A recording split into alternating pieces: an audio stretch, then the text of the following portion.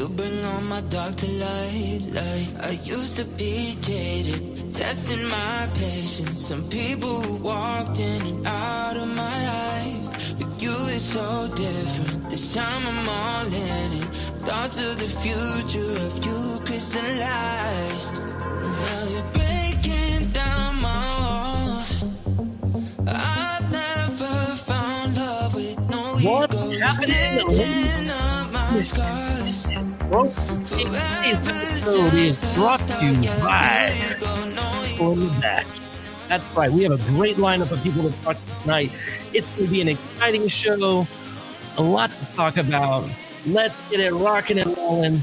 This is Broken Takes.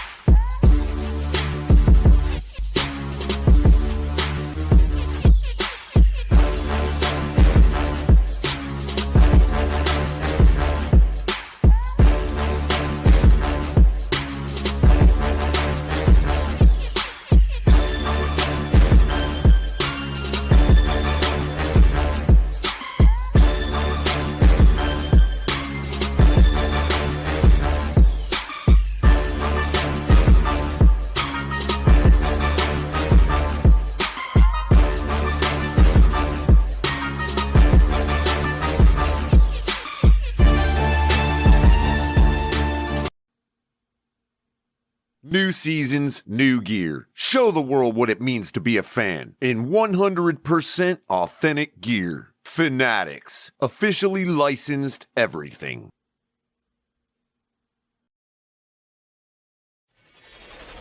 Get ready to dive into a new world of online shopping with the Finn's Tailgate. Whether you're a die-hard sports fan or just looking for the latest fashion trends, we've got you covered. With a wide variety of products from your favorite sports teams to stylish accessories and home decor. We're your one-stop shop for all things tailgate. Our easy-to-use website and hassle-free checkout process make shopping with us a breeze.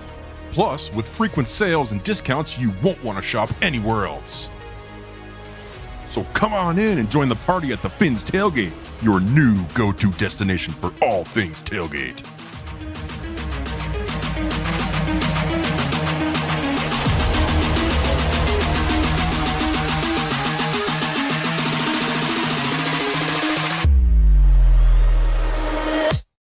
What is going on, ladies and gentlemen? Welcome to Broken Takes, a brand new episode, and it's an interesting episode. Tonight, we'll be predicting our schedule, or maybe not. We'll let the people in the crowd decide. I got the boys in the back. I'm going to be bringing them up shortly, but talk about some stuff going on. First, he's at camp. The next is he's not at camp. Does it really matter? Who else wasn't at camp? That's a bigger question. And does the man come and drive away with a Brinks truck or not? That is a good question, too. Let's get into it. I'm going to bring on the boys. We got El Capitan. What's happening, man? And the Piano Man is here. Maybe we're going to get a music melody in this prediction. What is up, sir? What's happening? What's going on? Oh, Crypto, you gonna sing for us? Please do. Please do. Yeah, Crypto, bust out that Billy Joel, dog. Let's hear it. It's 9 o'clock on a Saturday. The regular crowd shuffles in. Beautiful. There's an old man sitting next to me, making love to his tonic and gin. Hell yeah. Listen, first of all, I just want to point out Ali came out dancing. Crypto came out singing. Stick around for hour 2 because I'll be coming out stripping. Let's go. Hell yeah. Hell yeah. I mean, bro, we're all up in this, right? Like, I got to do something. Yeah, you've already something. sang. I got to go the full Monty. You know what I'm saying? That's the only other there thing we go. got. Shout out to everybody. There we go. Michael K up in here. Joe Rist. Daniel Berry Sports. App for Life is up in here. Shout out to you, gentlemen. Shout out to all of you. If you're watching at home, make sure you hit like and subscribe. Turn on the notification bell. If you're on Twitter, anywhere else watching, make sure you hit like and subscribe as well. And if you are on Twitter, come over to the YouTube side. It's much better. You can talk to everybody, have a good conversation. Much better experience. Anyways, gentlemen, so OTA started, right? Everybody thought that, he's going to hold out. He's not going to show up. And lo and behold, Tua shows up to camp, right? On day one. Not quite, Michael K. Well, what did he Elton say? John. No, he said Elton John Michaels can sing better. Dan Mitchell can sing better. Of course he would say that. You always know he's going to side with Dan Mitchell on everything. I know, man. That's his boy toy, dog. That's his boy toy. Hold on. Yeah. Hey, I got a question for you. When no one's around, do you call Dan Mitchell old blue eyes? Oh, you know he does. He does. Yes. You know he does. I'm pretty sure I've seen that in the group chat once or twice. Oh, blue eyes on there. Blah, blah, blah, blah, blah, No blah, blue blah. eyes. Yeah, 4 a.m. Weird text from Michael K. I was watching Blue Eyes reruns, and I think he's a good singer. That's him. He was singing "Do You Think I'm Sexy" to Dan Mitchell. That's what he was singing. What's up, Robert? Salute, Robert. What's up, Robert? You, sir.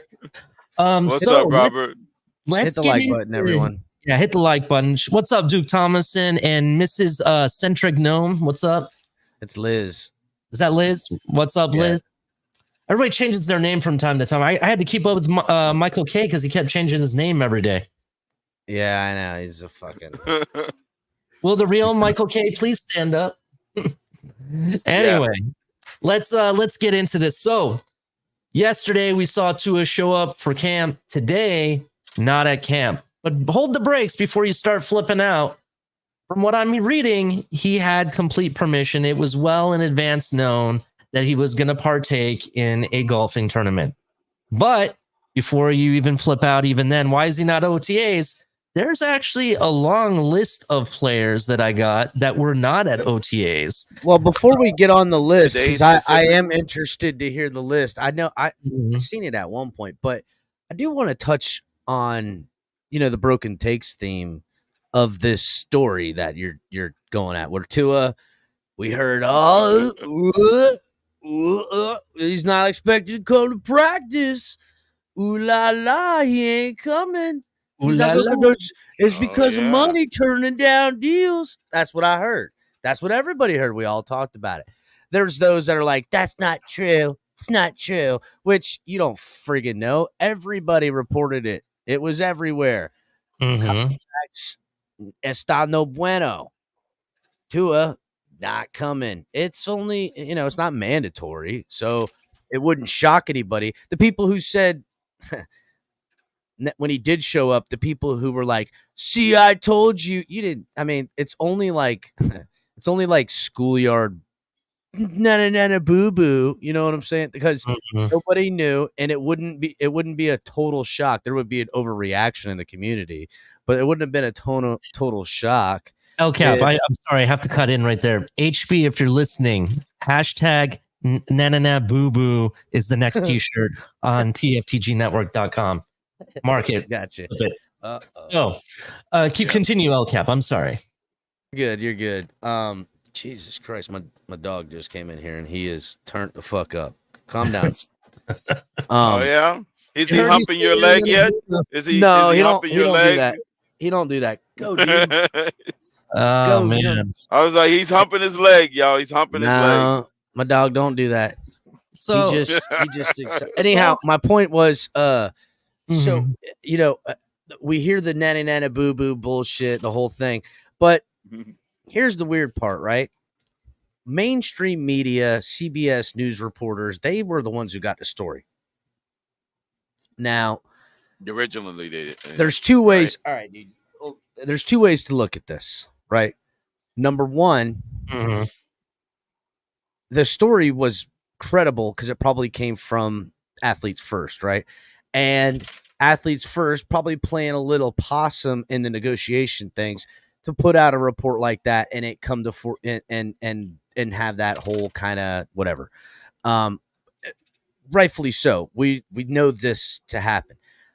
But did they also do that with full intention of having him come there, right? To say, oh, look, he's not going to show up. News up. Don't expect Tua there tomorrow. And then boom, shakalaka, homie slides up in the building. That's scenario number one. Okay, so it was a planned thing the whole time. Oh, Jesus Christ, Michael K. Shout out to Michael K. You hid the jar of peanut butter. That's a fucking bad. That's a bad man right there, dude. That's a bad person. It's a bad person. That's an evil person, and only him would be is sadistic enough to start with some bullshit like that. You son of a God, I can't unsee it now. It's fucking terrible. And I claimed to do the full Monty later on in the show. This is bad. This is a bad episode. We're gonna have to erase. We're gonna strike this from the record. I told you this is gonna be a good episode. But you're right. You're right. With the conversation though, I really want to get into. So second scenario is that athletes first told them, kind of, or reports, the pieces got put together that Tua confirmed he was going to go to the golf thing, right? Mm-hmm. Go do this golf charity BS thing. And that conflicting dates and times, Tua probably wasn't going to start. And it wasn't going to have nothing to do with the contract at all, right? But he had, say he had an excuse for both days. And he was going to go to this golf thing. That's it.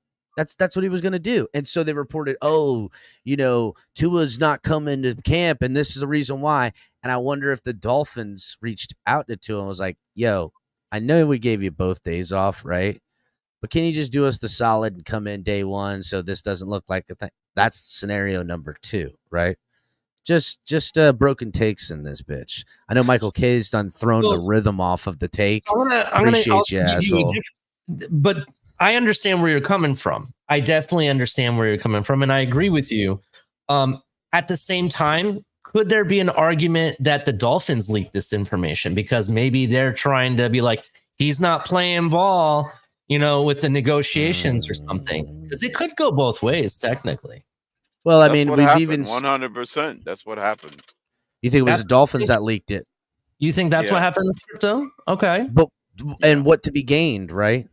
What to be gained to make sure Tua was there week one. To be 100% honest, if the Dolphins can meet the minimum threshold the first time, and then you know what? It's given the impression that he's fighting. I like where your gentlemen are going, right? Because the Dolphins did put it out there, and they knew. Ooh, I like this sadistic angle, and they knew he wasn't going to be there at the start of camp, day 1 and day 2. And they were like, "Oh, put it out there. Don't expect Tua to show up." The contract negotiations went not well because we've seen in reports it's far off. It's far off. They're far off on the numbers. Yeah. And if the Dolphins put it out, Tua and his team's like, damn, dog, they drew first blood. We got to show up. I know they gave you that day off, but what happens if you're gone 2 days in a row? The story lives on. And the fan base turns on you. Who does Tua think he is? He can hold out. He hasn't proven nothing. Blah, blah, blah, blah, blah, blah. And him and his camp shot that shit dead in the water by showing up. I like that angle, boys. I like that. Yeah. I say we make that the angle. And make that the angle. Let's make that. Definitely possibly true. I agree. Both angles seem very plausible. That's definitely true. But they're supposedly, they knew in advance that he wasn't going to be there on Tuesday, and I'm not so worried about Tua not being at OTAs on Tuesday, or even at voluntary OTAs, to be honest. The guy's been in the system. This is going into his 3rd year in the system. I think he has the basics and foundation of this system down. I don't think that's really the issue here, right? I'm more worried about some of the other names that I see on this list that I have that's been reported. Now, this is allegedly because I wasn't at OTAs. I don't know who was there and who wasn't, but this is a list that's going around, and I'm more worried about that because, lo and behold, El Cap and Crypto, I'm listening. Some of these names are brand new people on our team, haven't even sniffed the field yet. Let's go over the names. Well, Okay. first I'll give you the people that have been here for a hot minute, so we can get them out of the Been way. here. That was Tua not wasn't there, or they was obviously. there. What's being Okay. reported is Tyreek Hill wasn't there. Also being reported, Jalen Waddle wasn't there. And Okay. Raheem Mostert Waddle. wasn't there, right? Also Okay. being reported, Zach Seiler wasn't there, right? All of these guys, Mhm. I don't really care about, right? They've been in the system for multiple years now. They know what to expect. They know the foundation, right? It's not anybody you have to jump up to speed. You see what I'm saying? 100%. Let me give you the other They know the names. bells and This is whistles. why I'm disappointed. And even though I love some of these names, I'm gonna call it out for some BS because I think you should be there. I know of one that you're going to call out for sure that I remember seeing. I thought, wow. Well, let me give you the names because, to be honest, these two guys are the ones I'm not like. I am kind of worried that they're not there, but there's one big one, and I'll save that one for the end. Okay, for the last part. So Shaq Barrett, not there. He's going to be probably a starting defensive end for us right off the get-go because of injuries, right? He's I guarantee it. He's a guarantee it, right? Mhm. Why the hell are you not in OTAs? You should be, because it's a brand new fucking team, brand new defensive coordinator. Do you even know what the fuck you're doing? I'm just going to be honest, right? There's that. And I know with OTAs, it's limited on what they really work on and stuff like that. I get it, but you should still be there to meet your team, build that continuity, chemistry. You know what I'm saying? That's kind of why I think they should be there. Kendall Fuller, he's probably going to be a starting corner for us unless Cam Smith balls out, right? Kendall Fuller, I think, is going to be in the starting rotation, and he's not there, right? Here's a big one. I'm surprised because he only has 1 year under his belt. I think he should be there, but I get it why. The guy had an injury last season. Jalen Ramsey, that's a pretty big name. He wasn't there, but I'm still not worried. Jalen Ramsey, to be honest, he's pretty much the best corner in football today, in my opinion, and I don't really think it would be any different. I mean, he missed half the season and still bowled out like he was a Pro Bowler. Just going to be honest, right? Yeah. So these are the names that I'm kind of worried about. Jonnu Smith, brand new starting tight end for us, right? And I preface it, starting tight end, right? Not with the team. And this was the big motherfucker. Excuse my language. I apologize for the children and women waiting at home. I usually don't speak like this. Odell Beckham was not at OTAs today. Now, I don't know if he was at the golf tournament. I don't know where he is. Maybe it's possible. Maybe he's sick. That's fine. Maybe they gave him a day. Maybe he's moving down to Florida. Maybe he's moving stuff. You know, that's possible. Same thing goes for Sleazy. Guys are just moving there. We have to be at least considerate to that. This can be the same thing for Shaq Barrett or Kendall Fuller or even Jonnu Smith. You know, I think Jonnu Smith is signed with the team for a while. So for him and maybe the others, they've had ample time to move down here, right? You know, that's kind of what I think. But Odell Beckham's been with the team shortest, so I want to say he does have a leg to stand on that.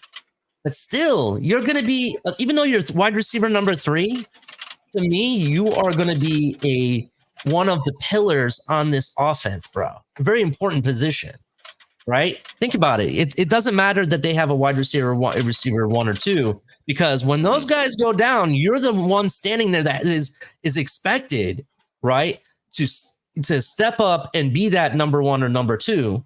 In addition, being a number 3 wide receiver, I really call that receiver the possession receiver. He's the guy that's going to get you that first down when it's like 3rd and 3 yards or something, or 3rd and 5, right? He's going to get that easy first down, right? That's why it's very important for him to be there, build the chemistry. Granted, Tua wasn't there, so what chemistry are you going to build with the other guys? I get that, but just like how I was upset that QB number 2 and number 3 weren't getting reps in the previous year, 2 years ago, I'm upset that he's not there to get his reps. Do you understand what I'm saying? So that's where I'm concerned. How do you guys feel about that, El Cap and Crypto? Go ahead, Well, Crypto. what is it? Well, the angle with OBJ, I don't say too much for him because he's more of a veteran than all of them. So his learning curve is, not that steep. So I would say OBJ is easier for him to become acclimated quicker because this is his what, fifth team now. Say that So again. I'm Say that thinking. again. So this is his fifth team now. His fifth team. No, it's his We're fourth, his I fifth. think. No, we're Uh, team number 5 for him. Giants, Browns, L.A., Miami. Oh no, shit! I No, forgot about L.A., fucking Baltimore, and Baltimore. then Yeah, us. you're right. Touche. So Touche. yeah, this is he's now officially a journeyman. He's in the Ryan Fitzpatrick realm now.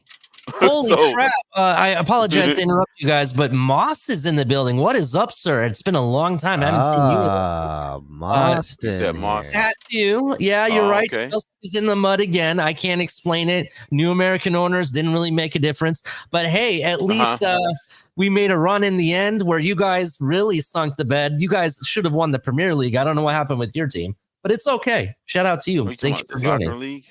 Yeah, he's making fun of Chelsea. That's my favorite Premier League team. He's an Arsenal fan. We're both in the mud, to be honest. Go ahead, Joel. Oh no, it's good. It's good. It's yeah.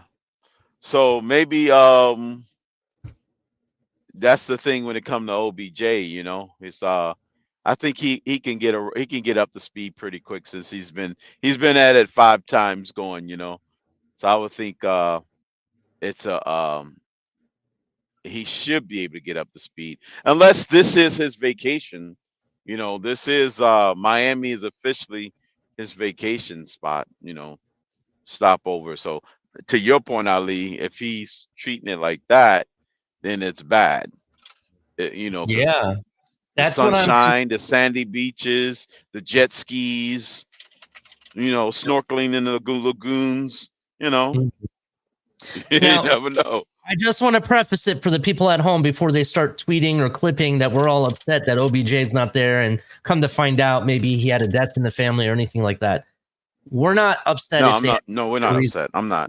I'm saying he could have. He might be there. But he might not be there because he's done it dozens of times. You are right. He's been in the league, so he's a very well groomed veteran. I definitely agree with you. Right, now, if he was a rookie in his first year, first go around, then yeah. Because you're a veteran doesn't mean that you have the chemistry with some of these younger guys. And in addition, no, not with the younger guys, but the other veterans, you should be to come around. Yeah, but I mean, you're right. I see what you're saying. I definitely agree. But let me pivot a little bit. Would you say that OBJ would have been helpful to be there to mentor some of our rookie wide receivers that were there? Yes, like the two Washingtons. Yeah. Yes, that would have been Yeah. I think as long as he don't miss too much time with them, which he shouldn't. But yeah. To your point, yeah.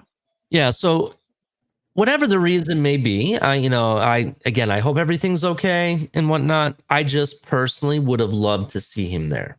Right. I would have loved to see him there. Full OTAs. Or Ali, he could be somewhere downtown meeting with an uptown girl. You know what I'm saying? She's been living in a white weird world. You gotta sing it, bro. You gotta sing it. I love the Joel references. It's pretty on point. I will say this, right? Go ahead. Outside of a couple of players, a lot are new additions, and a lot are coming from other cities. And there's maybe, just some loose ends that need to be tied up, right? That could be true, You know what I'm saying? I know even Shaq Barrett.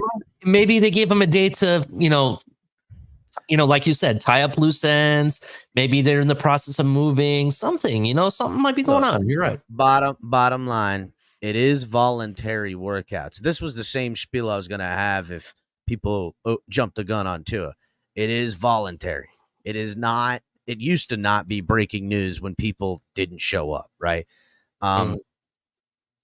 Fact of the matter is, when someone doesn't show up and there's contract talks, it's like, oh, that's how it is. That's what we are. We're all shit starters now. You know what I'm saying? Like there was one guy on the Talking Heads on like 3 different shows. There's only one dude that would kind of be the shit starter, and now everybody does it. And sometimes you're right, sometimes you're wrong, but more often than not, they'd be like, it's voluntary. Guys got to miss it for a myriad of reasons. I believe Zach Sealer, didn't he just have a kid recently or some shit? He wasn't on there. Guys like Odell Beckham and all these other dudes. Now, I'll tell you what, in the age of social media, any of these guys at, some Hollywood bullshit ass function doing some nonsense or, caught on the in West a club. Coast. yeah, on the West Coast. Yeah, on the West Coast. Yeah, or caught in some club, the same night that there was practice and he's in Broward. You're like, yo, what the fuck? You know what I'm saying? Like, so again, I'm sure there's plenty of reasons, and I don't even think you need reasons. Like, I'm sure it's a common courtesy, right? But like, you don't got to go, oh, look, I got to do this. Like, hey, I just need some more time. I'm not going to be able to make it this day and that day, but I'll be here. Like, we're talking about grown men talking to each other. I get it that you're right, because only the good die young. That's right. That's what I said. That's true. That is true. Only the good do die young, and YOLO is the new. You only live once, Lil Wayne. That's the new Billy Joel. So I'm keeping it. It's coming full circle here, Crypto. Absolutely. Yeah. So interesting thing. I it is voluntary. You're definitely absolutely right. I guess it's important, but it's not as important. We'll have to see what happens when the required workouts and the required OTAs and camp and all that comes about. Because then if you're required to be there and you're not there, that's some shit. You know what I mean? It'll be very interesting. Let's keep it moving. So what else did we have? There was some other news that I thought came up.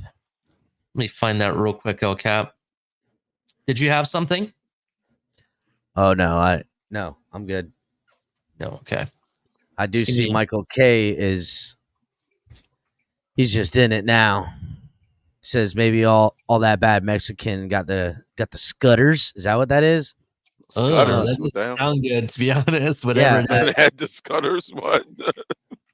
I had some bad Mexican and got the scutters. Damn. I don't know. I've never heard. I don't know what the medical term for the ailment of scudding is, but it does not sound fun. No, sounds like a shit you can't even fix with medicine that you got to ride out. I know what I wanted to talk about. Got it, El Cap. It's like scabies. So this is according to Bleacher Report. NFL to test first down technology in preseason. Rule change in 2024 if approved. Right? Oh, I saw this article, bro. NFL fans may not have to worry about referees estimating whether players picked up enough yardage for first down when spotting the football in the near future. According to Jonathan Jones of CBS Sports, the NFL will test an optical tracking system during the preseason that is intended to make for a more accurate measuring system that reduces the amount of human error. If it works and it is approved by those around the league, the NFL could use it during the NFL's 2024 regular season as well. Jones explained that although game footballs do have microchips in them, yes, they do, that this technology does not actually use those microchips and instead is based on optical tracking. They actually do something very similar in the Premier League. And in soccer, they have what is called goal line technology that they can confirm when the ball has actually crossed the line. Crossed the plane, yeah. Crossed the plane to confirm that that the goal was made, as well as for offsides as well. They do it in hockey and shit too. Yeah, Like with the this puck, right? technology's this Ain't that the technology's been same around for a technology? minute. We've been Mhm. With the asking puck, why yeah. don't we use this type of stuff, Mhm. especially for measurements. Here's the thing, right? Yeah. Like our measurements, I don't know. Here's the I'm gonna keep it broken take style. Mhm. They're already playing on a green screen. It's only a matter of time before they use this fucking digital measurement stick to fix more football games. The only reason they want to change it now is because they're ready to use it to cheat motherfuckers. That's it. The reason it ain't got in yet is because now you can cheat a bitch. It's funny you mentioned that. So not really funny, but it's kind of interesting. This system has already been used at both MetLife Stadium and at Hard Rock. The Hard Rock uses this technology. Imagine them apples, dog. Probably because of all the Yes. soccer games that we host and they have at MetLife too. You know, that's probably why they have the technology. So they're just saying that this technology is going to be installed at other stadiums around the league. So we already have it. They've probably already been testing it in-house. So that's very interesting. Them late season home games we lose, I know why now. You know, when the Jets somehow win against opponents, now we all know why, because they ain't beating nobody last year.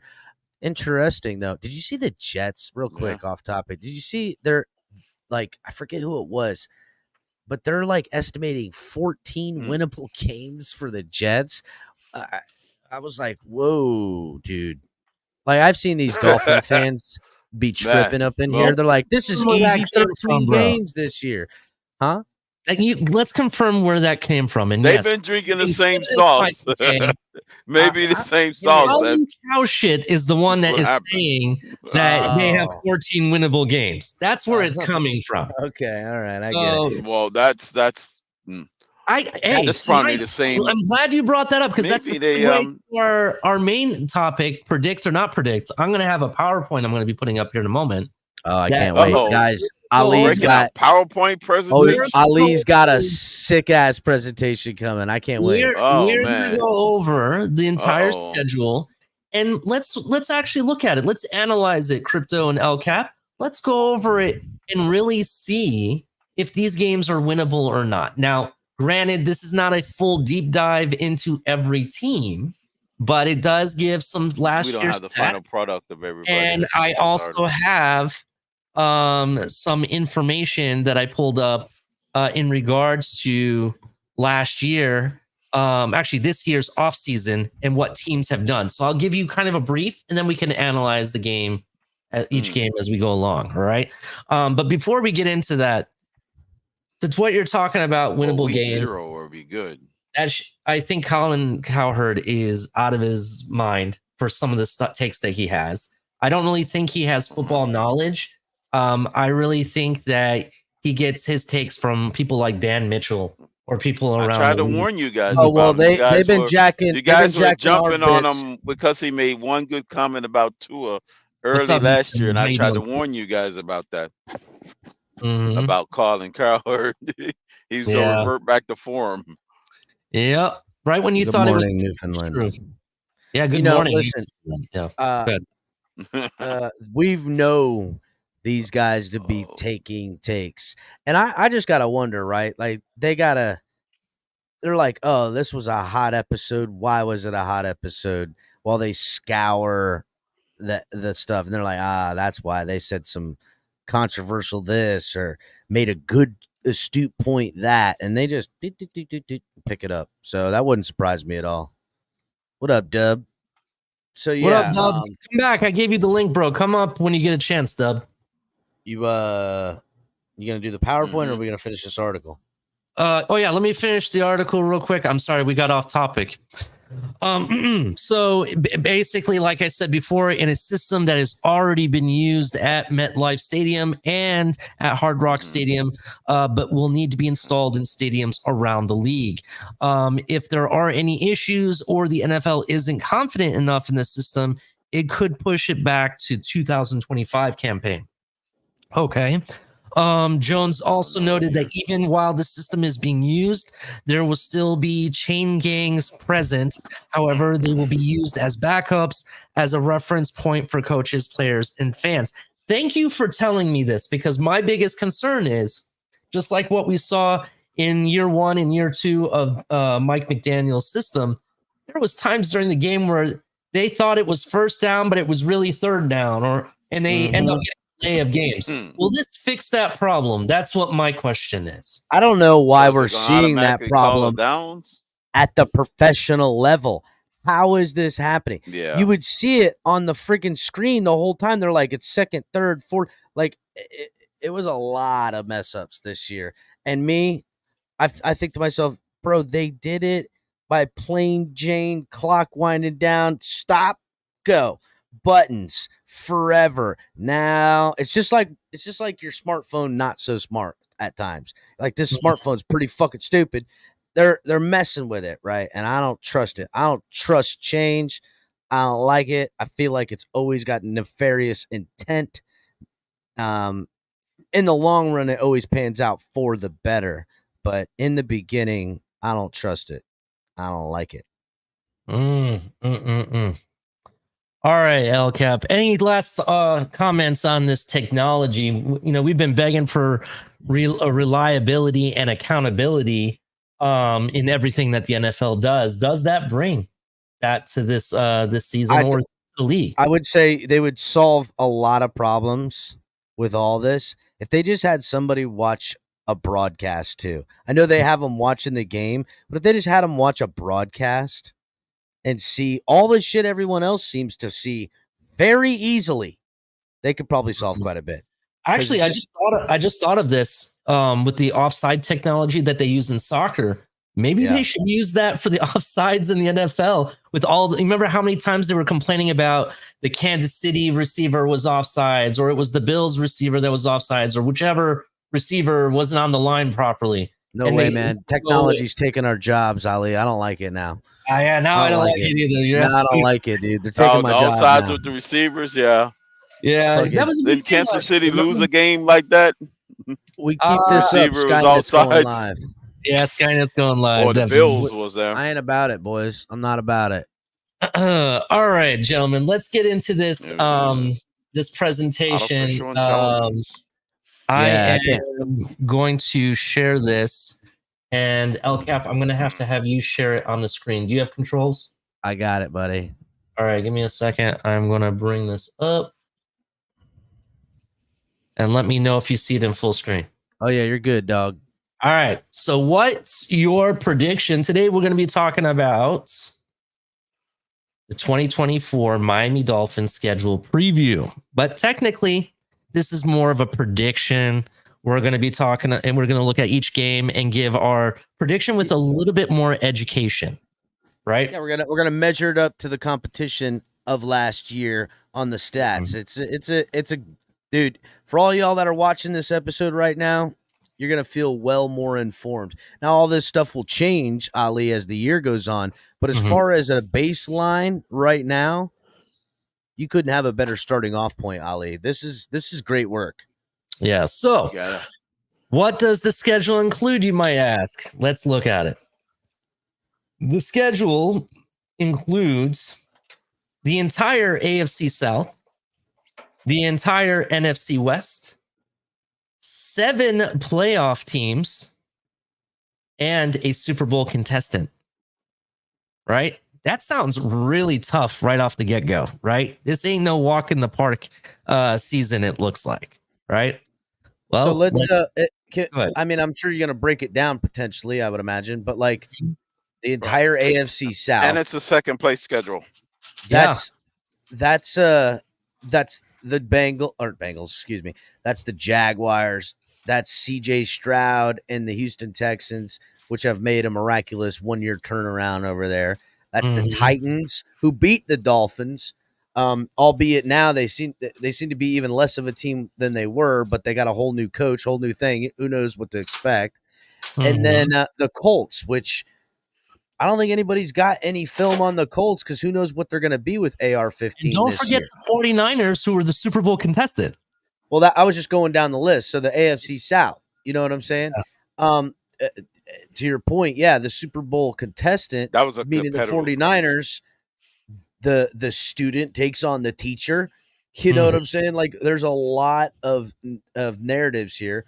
The entire NFC West is made up of the Philadelphia Eagles, which not only have not the they, I don't Eagles. know how.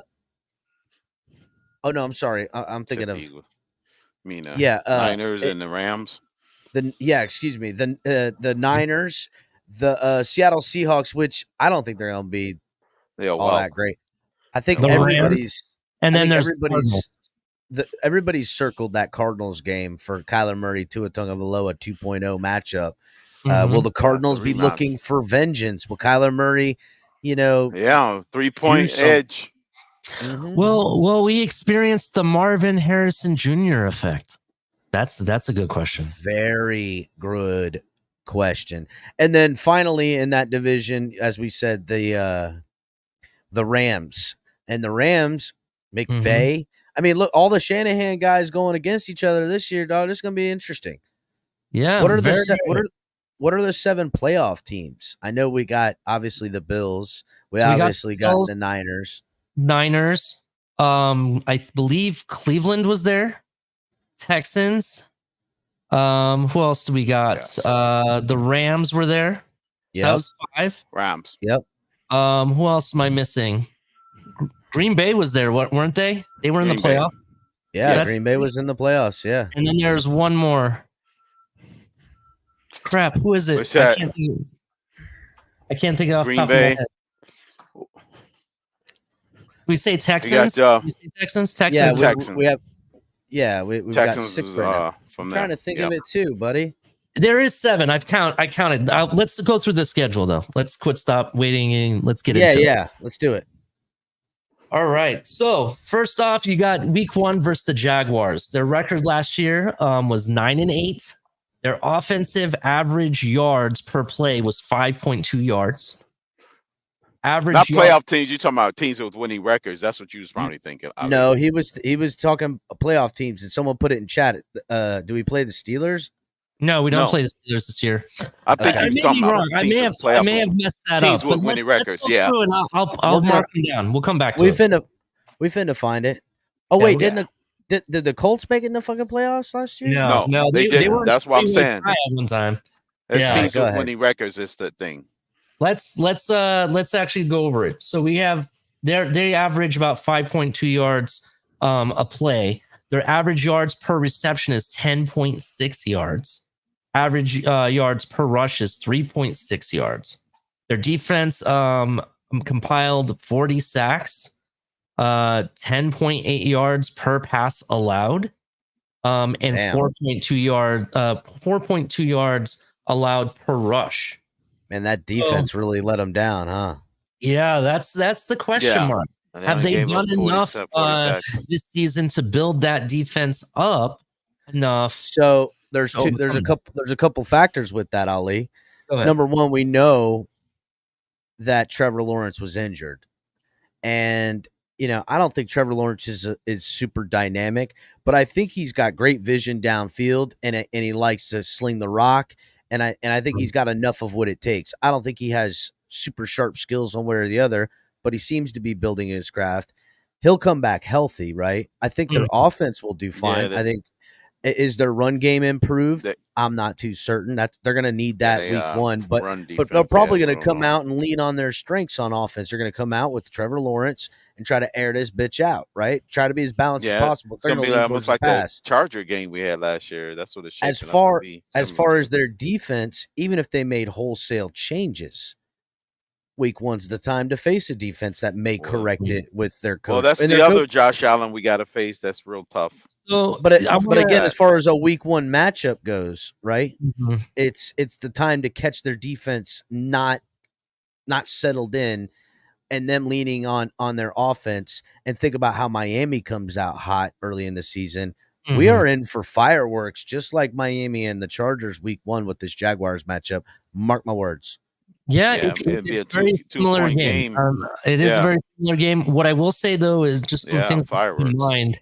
This is a Jaguars offense that is lost Calvin Ridley this offseason.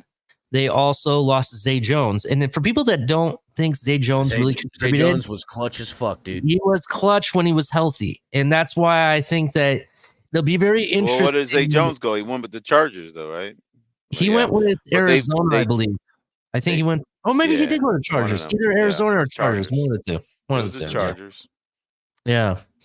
So revamped that'll be their very wide receiver room. interesting. Can their running back stay healthy too?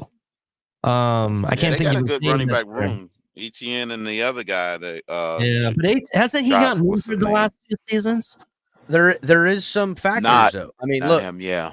they did add Gabe The Davis. first season, his rookie year, he was gone. They Gabe did Davis add- was added. They added Gabe Thomas. Davis and Brian Thomas Jr. The Yeah. kid's got The guy and who's as far as a popping up. wide receiver weapon that will get the type, that type of utilization from a quarterback. That's who Tyreek Hill was propping up all pre-draft. I mean, Mhm. listen, Brian Thomas Giving hints Jr. about that, He's good. that was him. He's good. So So Tyreek it'll- thinks something about him, so it's not going to be a guy to sleep on and say don't pay attention to. No, the kid's Yeah. got talent, right? So it is going to be stuff. But as far as, I mean, look, Jacksonville, I think is a team that's gonna And I think be all right on offense, but that who's defense the other gonna guy they hold paid them a lot back. of money to that got hurt? Christian Kirk. That's So what Christian you Kirk, what you that's told it me, is. they kind of became very similar to us in the sense that they're very top heavy on the offensive side, but on the defense, Yeah, they're still yeah, lacking. right. pieces, is what you're telling me? Well, I would say Yeah. this, minus Kind of top heavy injuries. in a way. If we didn't have injuries at our pass Ebron, rushers, Did they most still got him? importantly, if that was the case, I would say our defense is head and shoulders on paper better than them.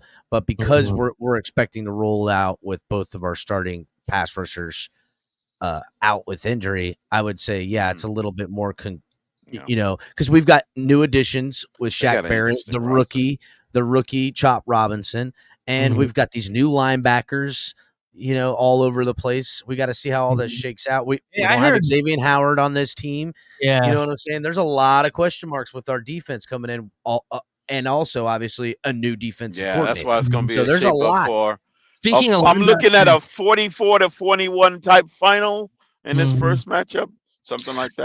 Bottom Speaking of, line, 41 and to I'll, 40. and I'll land my plane with this. Bottom line, this game is going to be won by either team with their offense, and I'm expecting Tua Right, and it's Mike going to be the McDaniel offense that's going to with win the game. with Or the lose the more stable weaponry that they've had on this football team to come out and be further away and better. We can't Go let ahead, Ollie. Josh Allen get in sacks.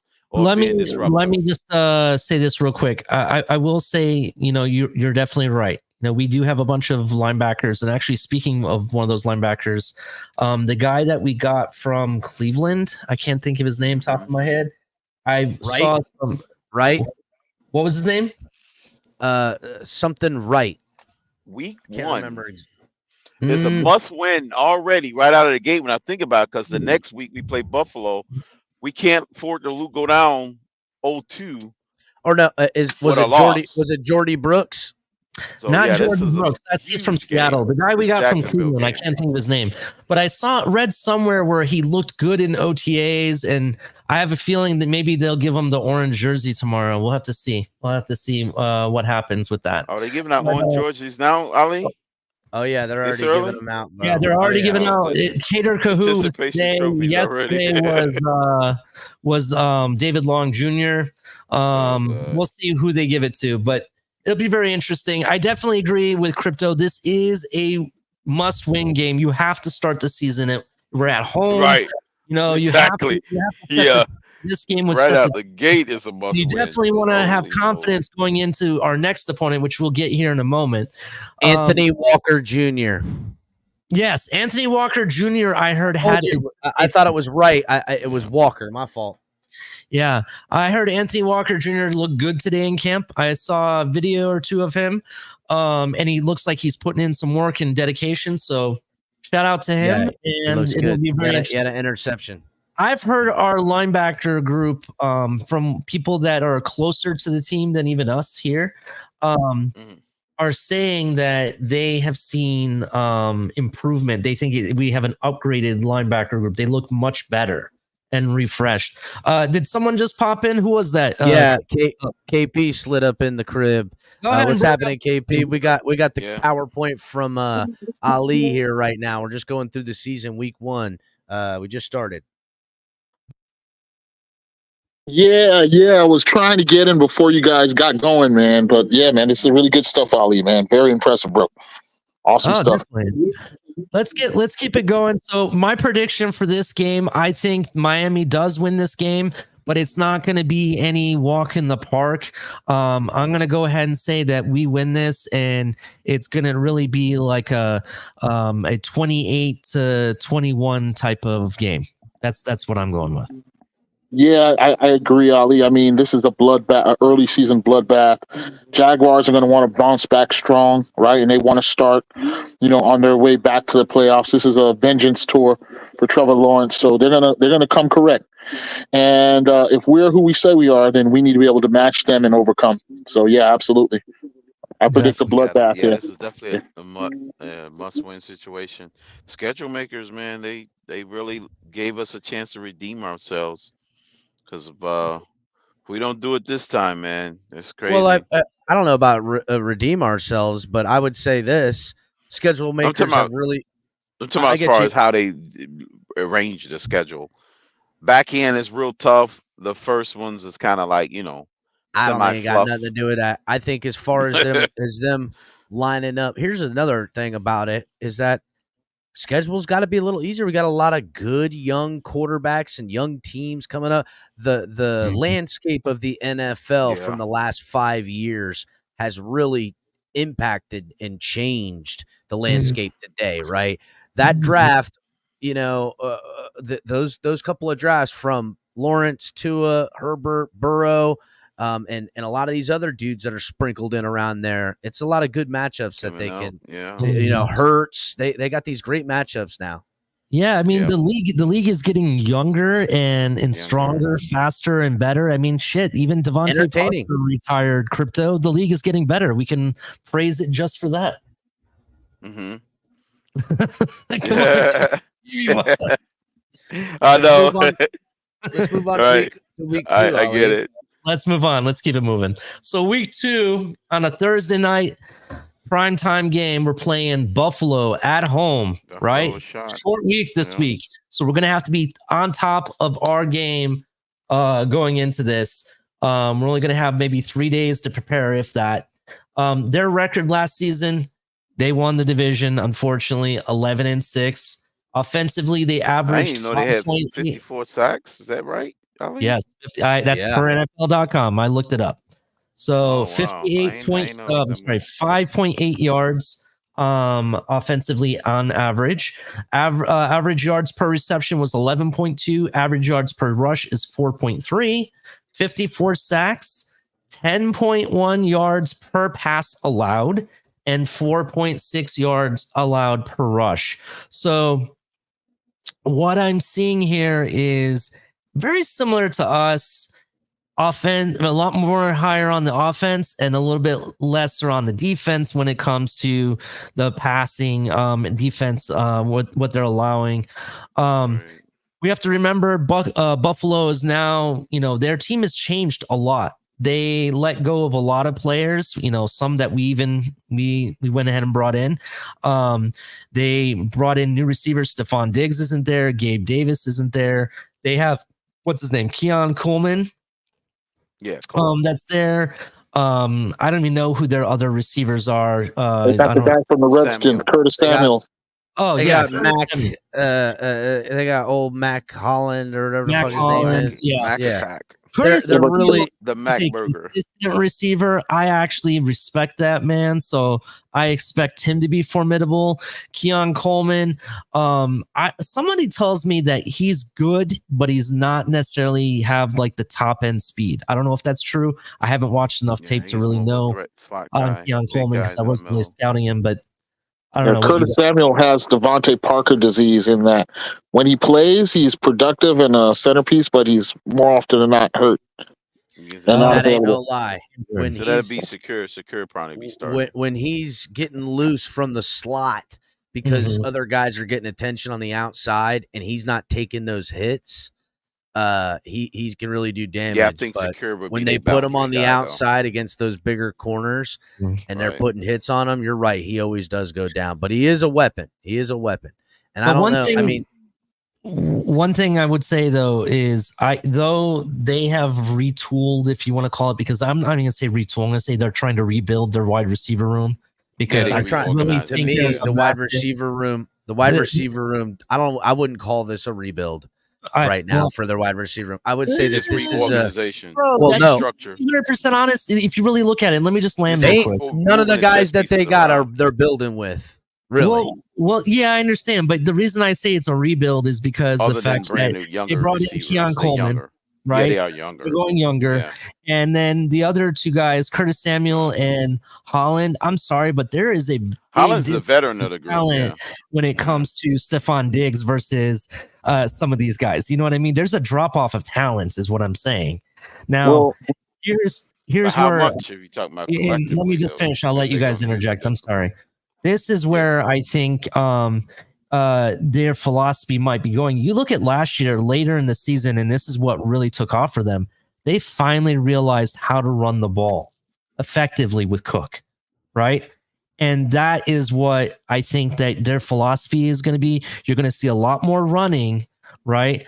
And it'd be more like you know, 45% I right now, expect that instead from of them. 40. So I think in this game, Yeah. our defense is really going to have to show up when it comes to stopping the run and making sure that you don't lose sight of any of these guys. And what I mean by that, keep them in front of you. Don't get burned by one of these guys, you know, being lazy or whatever. Go ahead, interject, please. I'm sorry. Go ahead. No, don't forget it's not Cook in their backfield. They have a blood relative of the Gore family in their backfield as well now.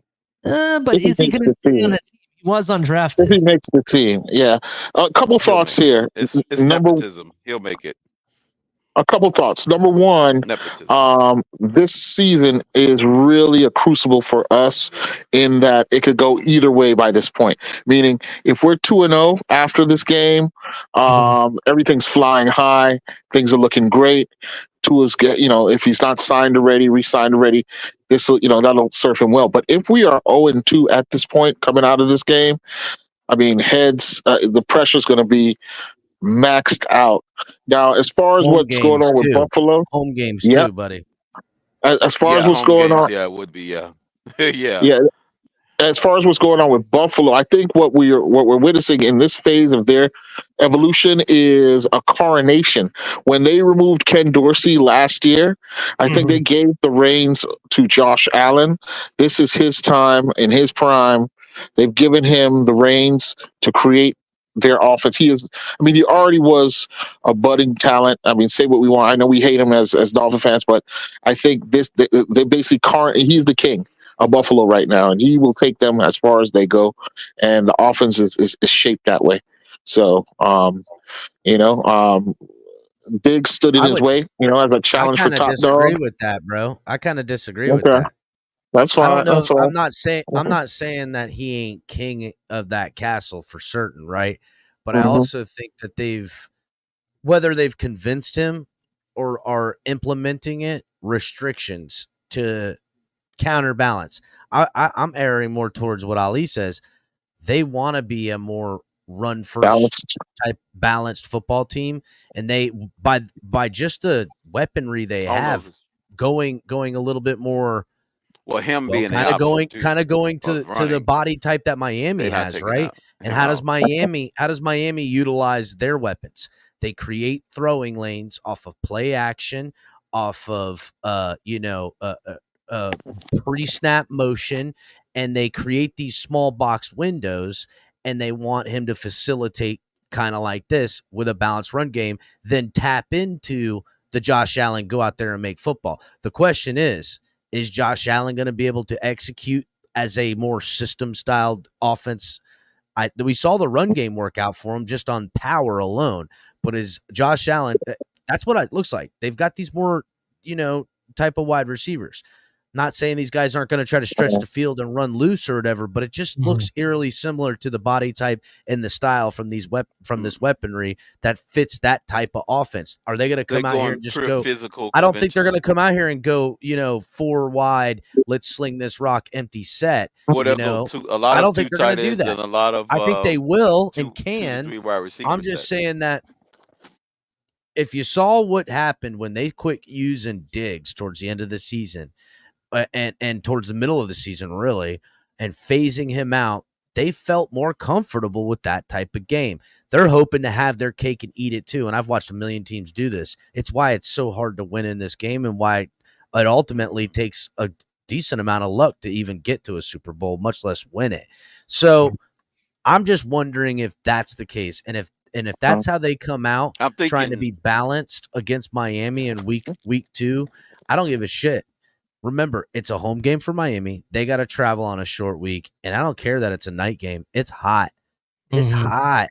It's hot, and they're not going to be all right there for that. And they're going to – there's something different about that nighttime humidity too, right? Yeah. Like the daytime, you got to breathe compared to in the daytime. Let's also not 30 degree difference, though, Cap. Wait, hold on. Let's also not forget. This stadium is going to be packed. I mean, slam packed. This game always is. And every time this stadium is completely packed that way, it gets 10, 15 degrees hotter than what it is on the field. But here's the thing. During the daytime, there's a breeze usually. Yeah. There's plenty of Miami, South Florida nights where there ain't a breeze. And that hot, stagnant, humid air is brutal, bro. I swear to God, sometimes it's hotter at night than in the day. It feels that way anyhow, right? But you feel to realize the design of the stadium and what you call it, in the daytime it's like 30 degrees hotter. Go ahead and bring him up. He's up. What up, Dub? How you doing, man? Yo, what's going on? I was just gonna say that's the game where you bring you bring out that like $60 fan that you bought at Universal or Islands of Adventure. You just have stashed away, the one with the mist thing on it. Yeah. Around your neck, you put it around your neck. Yeah, you bring spare batteries, bro, and you just you rough through it. But listen, it's a night game, and that game, I've already bought in tickets. I think I'm like in section 106. Awesome, man. Yeah, it's gonna be a good game. Lower Bowl, that's a good view. Yeah, definitely. Hit me up, bro. I'd like to see you at the game, bro. Definitely. 100%. Yeah. But anyway, so my prediction for this game. Don't sell your tickets to them because they're gonna buy them up. Buffalo Bills fans will buy them up. As a fan, I hope we blow this team out of the water. To be honest, that's what I'm going with as a fan, right? I'm going to give you a realistic. I'm going to do that. This entire prediction is my realistic takes. My realistic takes that I think that this is going to come down to the defense, who plays the better defense, right? And I'm going to say that I am going to go ahead and say that there is a way that I can see Miami winning this game, but it's only going to come down to how well Sanders kicks the field goal at the end. That's what I'm going to say. Oh, yeah. So a nail biter. I like it. I'm going to say it's going to be 24-21. Game. Miami. That's what I'm saying. This game is really important due to high scoring for defense. Yeah. This is the changing of the guard year, whether we see Buffalo truly take a step back and we come out on top. Like, this is a statement game for, who's the dog of the division this year. Right. Losing this game puts us in big trouble going forward. Well, losing this game, we could be down in the division by 2 full games. It's a crucial game. It's absolutely crucial. Head-to-head matchup, and then 1 game lead that they'll have if we don't win the first week. And the last 5 or 6 games of our schedule is just rough, dude. Like ton of away games and cold weather towns and whatnot. And I don't care what the speculation is about is weather a factor or not. There's one thing with the playoff game against KC where it was like record breaking cold. There's another thing when the stats just show that we do bad in cold games, and it is a factor that you can't ignore as like, oh, that's intangible, like hoopla, like conspiracy shit. No, it's an actual tangible factor that we have to consider. So, Definitely. What's your prediction, Dubs? Since I'm here with it, for the Bills game, I think that this is a game that we win on offense. If we're actually going to make a statement, I'd like us to be 2 TDs over. So I'm going to say 35-21. Oof, you're a lot higher than I am. I'm going with the nail biter. I still think comes down to a field goal. I'm 24-21 Miami. KP, what do you got on this? I'm scared to say it. I see a loss here. Yeah, I see us losing 27-14. 7-14. Okay. All right. Crypto, what do you got? I'm saying it all depends on that first week, though. It's kind of hard because I'm trying to figure out which Buffalo game we lose if we lose both of the games to them. If we win in week 1, I say we can pull it out. We lose, the wheel starts falling off the wagons very quick, and it gets real ugly fast. Like I did last year with the Patriot game and 2 years ago. If we win, if we lose, it spirals out of control what instantly. Did you say for the first game? Did you predict a win in the first one?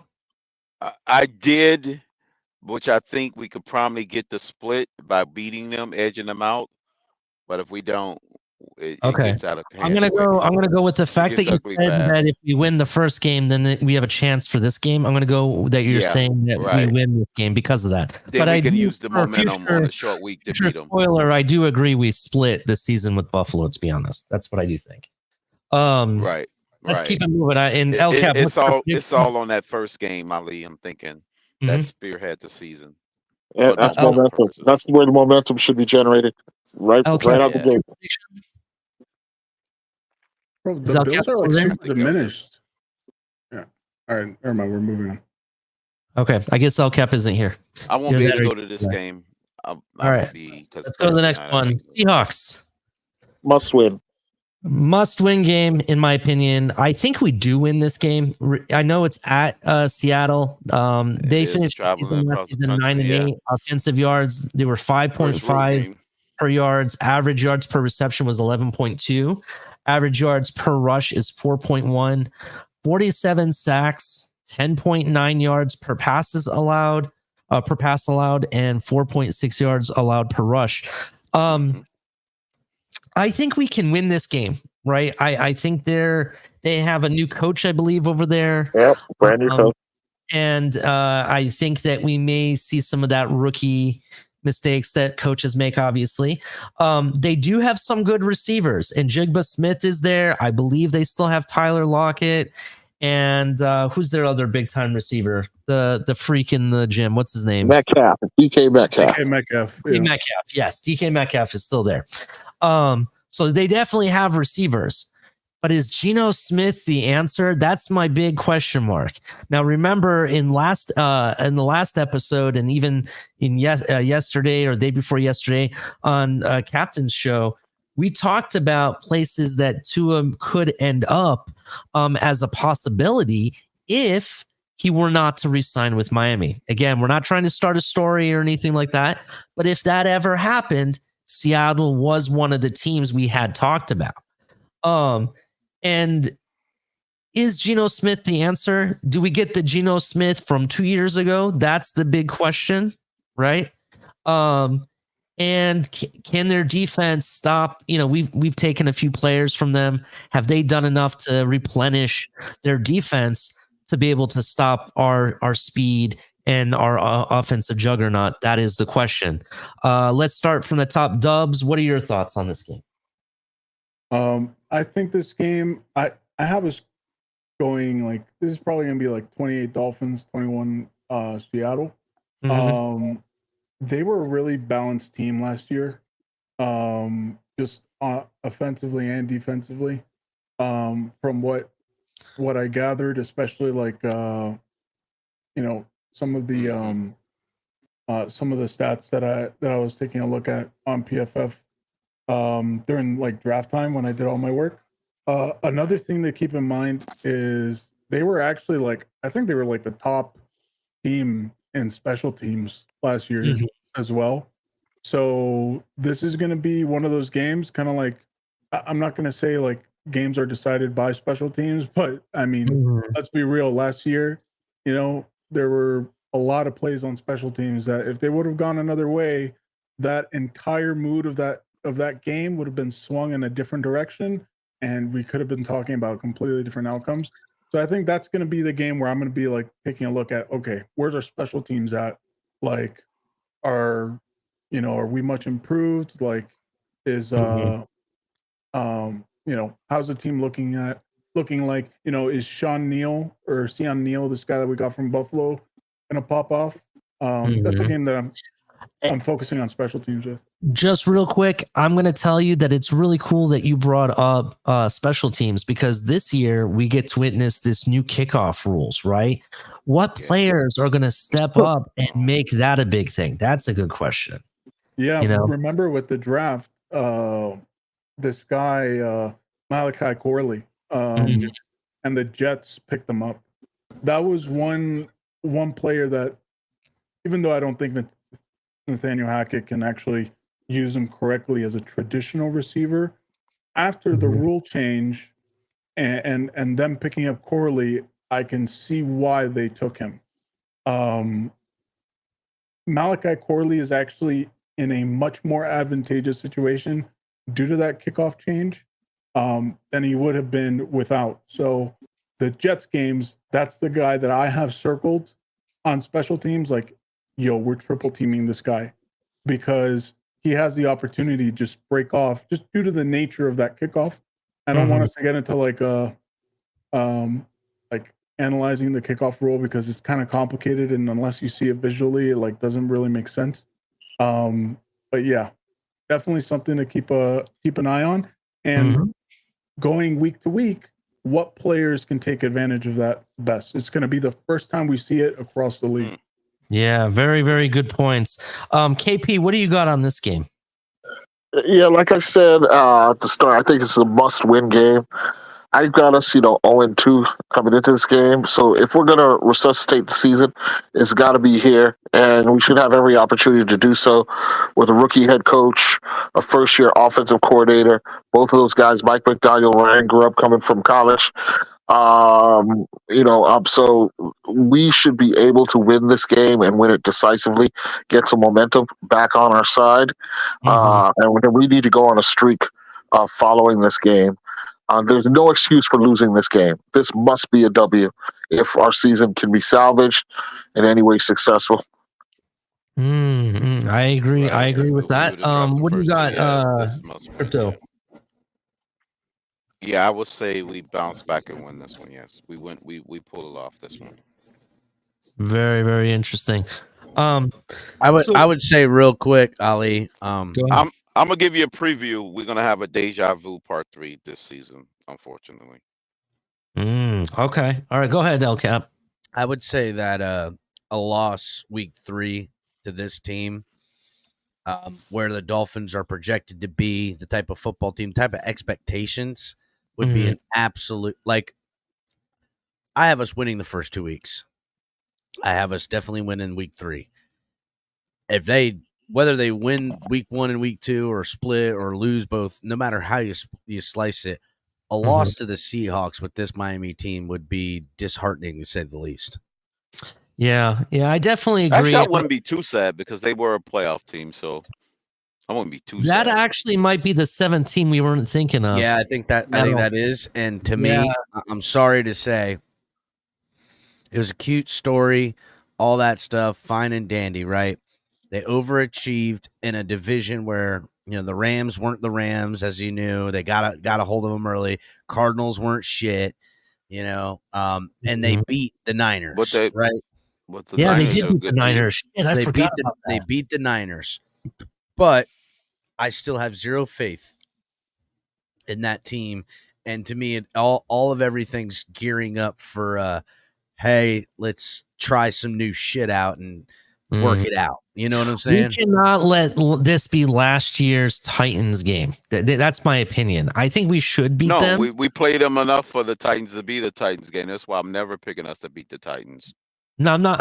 What I'm saying is I'm comparing if we lose to them. I don't want to see that. He's saying that those expectations and getting the metaphor. Here's the thing, Ali, and here's the thing, Dolphins fans, and especially a lot of these younger Dolphin fans, they don't know what I'm talking about because they haven't experienced this. But when you're one of the better teams in the NFL, every team shows up for you because that's their signature win. And if you let teams like the Seahawks or the Titans have their signature win on you, then you fall back to not being a signature win very quickly. So the Dolphins need to keep that in mind when they play opponents like this and wipe their asses with them. That's what the best teams do. Yeah, I definitely agree. For me, I'm going to start with me for my predictions so we can keep it moving. I have us beating the Seahawks. I do think we should be able to handle them pretty well. I'm going to go ahead and say it's going to be a 28-17 game, Miami win. Who's next? Dubs, what is your prediction? I give it for this game, bro. 28-21. Dolphins. 28-21. Okay. All right. KP, what do you got? 35-20. Fins. Okay, I like it. What about Crypto? We win 13-7. 13-7. Okay. All right. And LCAP. Jesus. Oh, we're giving scores on these games and shit. I'm just giving examples. Yes. You don't have to give us a lot of people like win or a loss. lot of people throw just- scores. I'm just saying- I would throw a score out there. Go I'll ahead. give scores on a different. I would even tell you right? the sequence and how the scores Just go happen. ahead. Just go ahead and give me your win or loss. Just give me your win or loss. Oh, I'm saying a win. So is are you okay. marking this down, Ali? Actually, I'm not. So if you can keep track of your prediction, Well, I was. So did everybody pick Dolphins to win week 3? yeah, that's what I. Yep.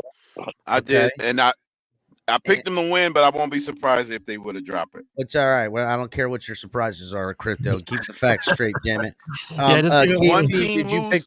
pick KP? You picked the Dolphins to lose week 1 and week 2?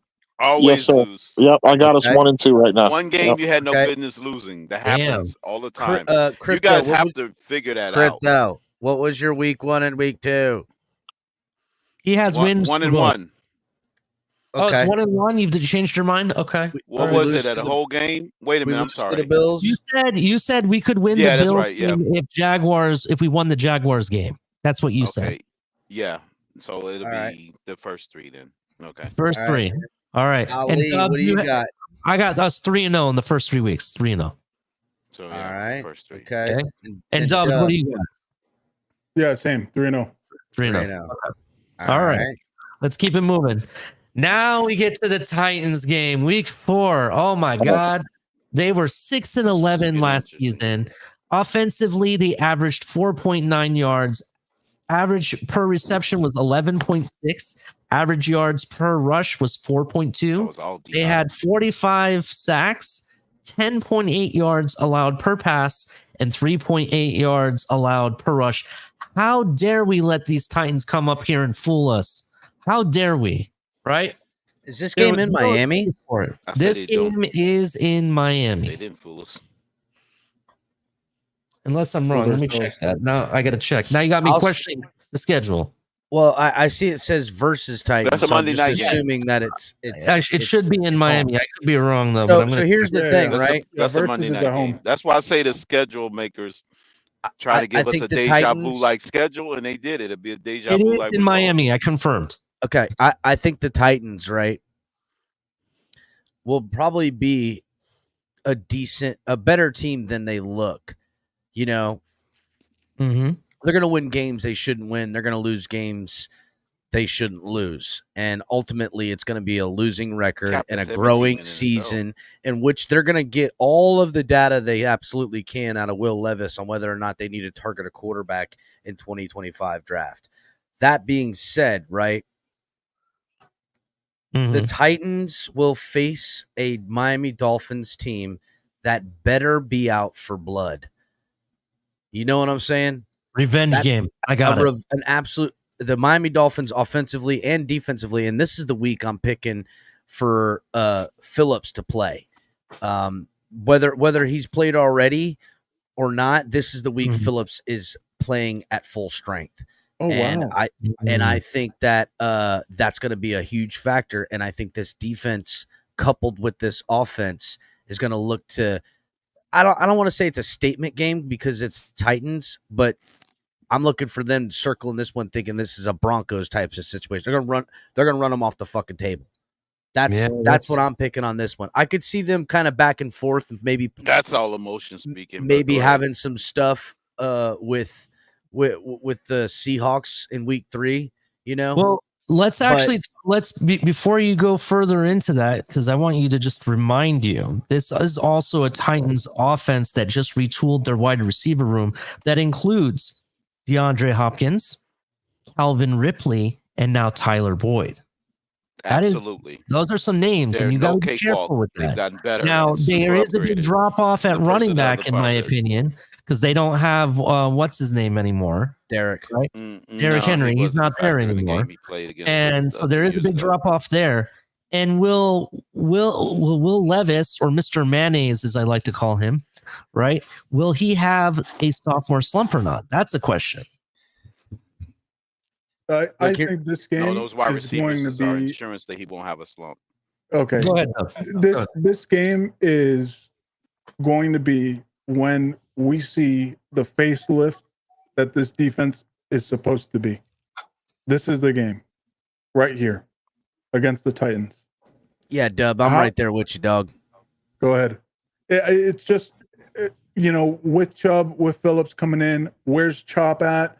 Tier Tart, ex-tight end, Aaron Brewer, ex-tight end, on both sides of our trenches. But more so than anything, this is where, we pull Weaver aside and we're like, hey, bro, this is, we give you a paycheck every week. This is unleash the dogs. We need you to earn it this one. Okay. We got some beef here. But no, truly, this is a defensive showcase.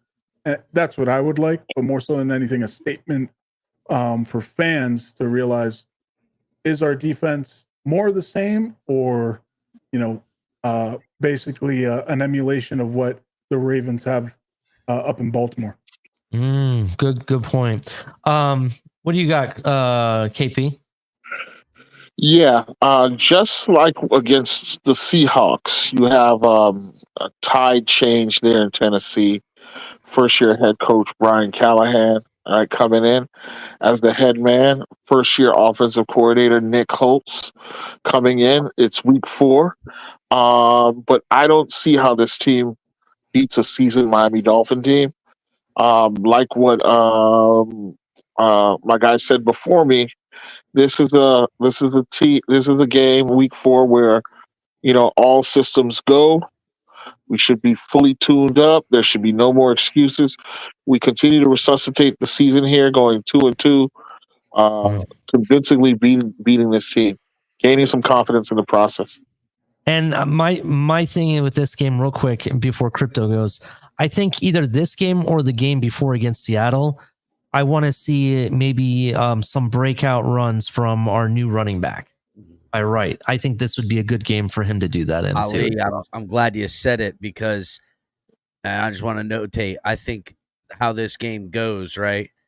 Quick passing and a couple popped outside runs forces the Titans offense to have to drop back, and the Miami Dolphins defense early tees off, and it goes their way, and the Titans find themselves in quick stand with the Miami offense just flying from one end of the field to the other, scoring up points at will, while they're forced to be one-dimensional, and this defense is just chewing them up.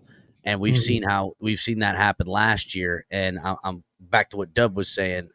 I think this is when Phillips is 100%.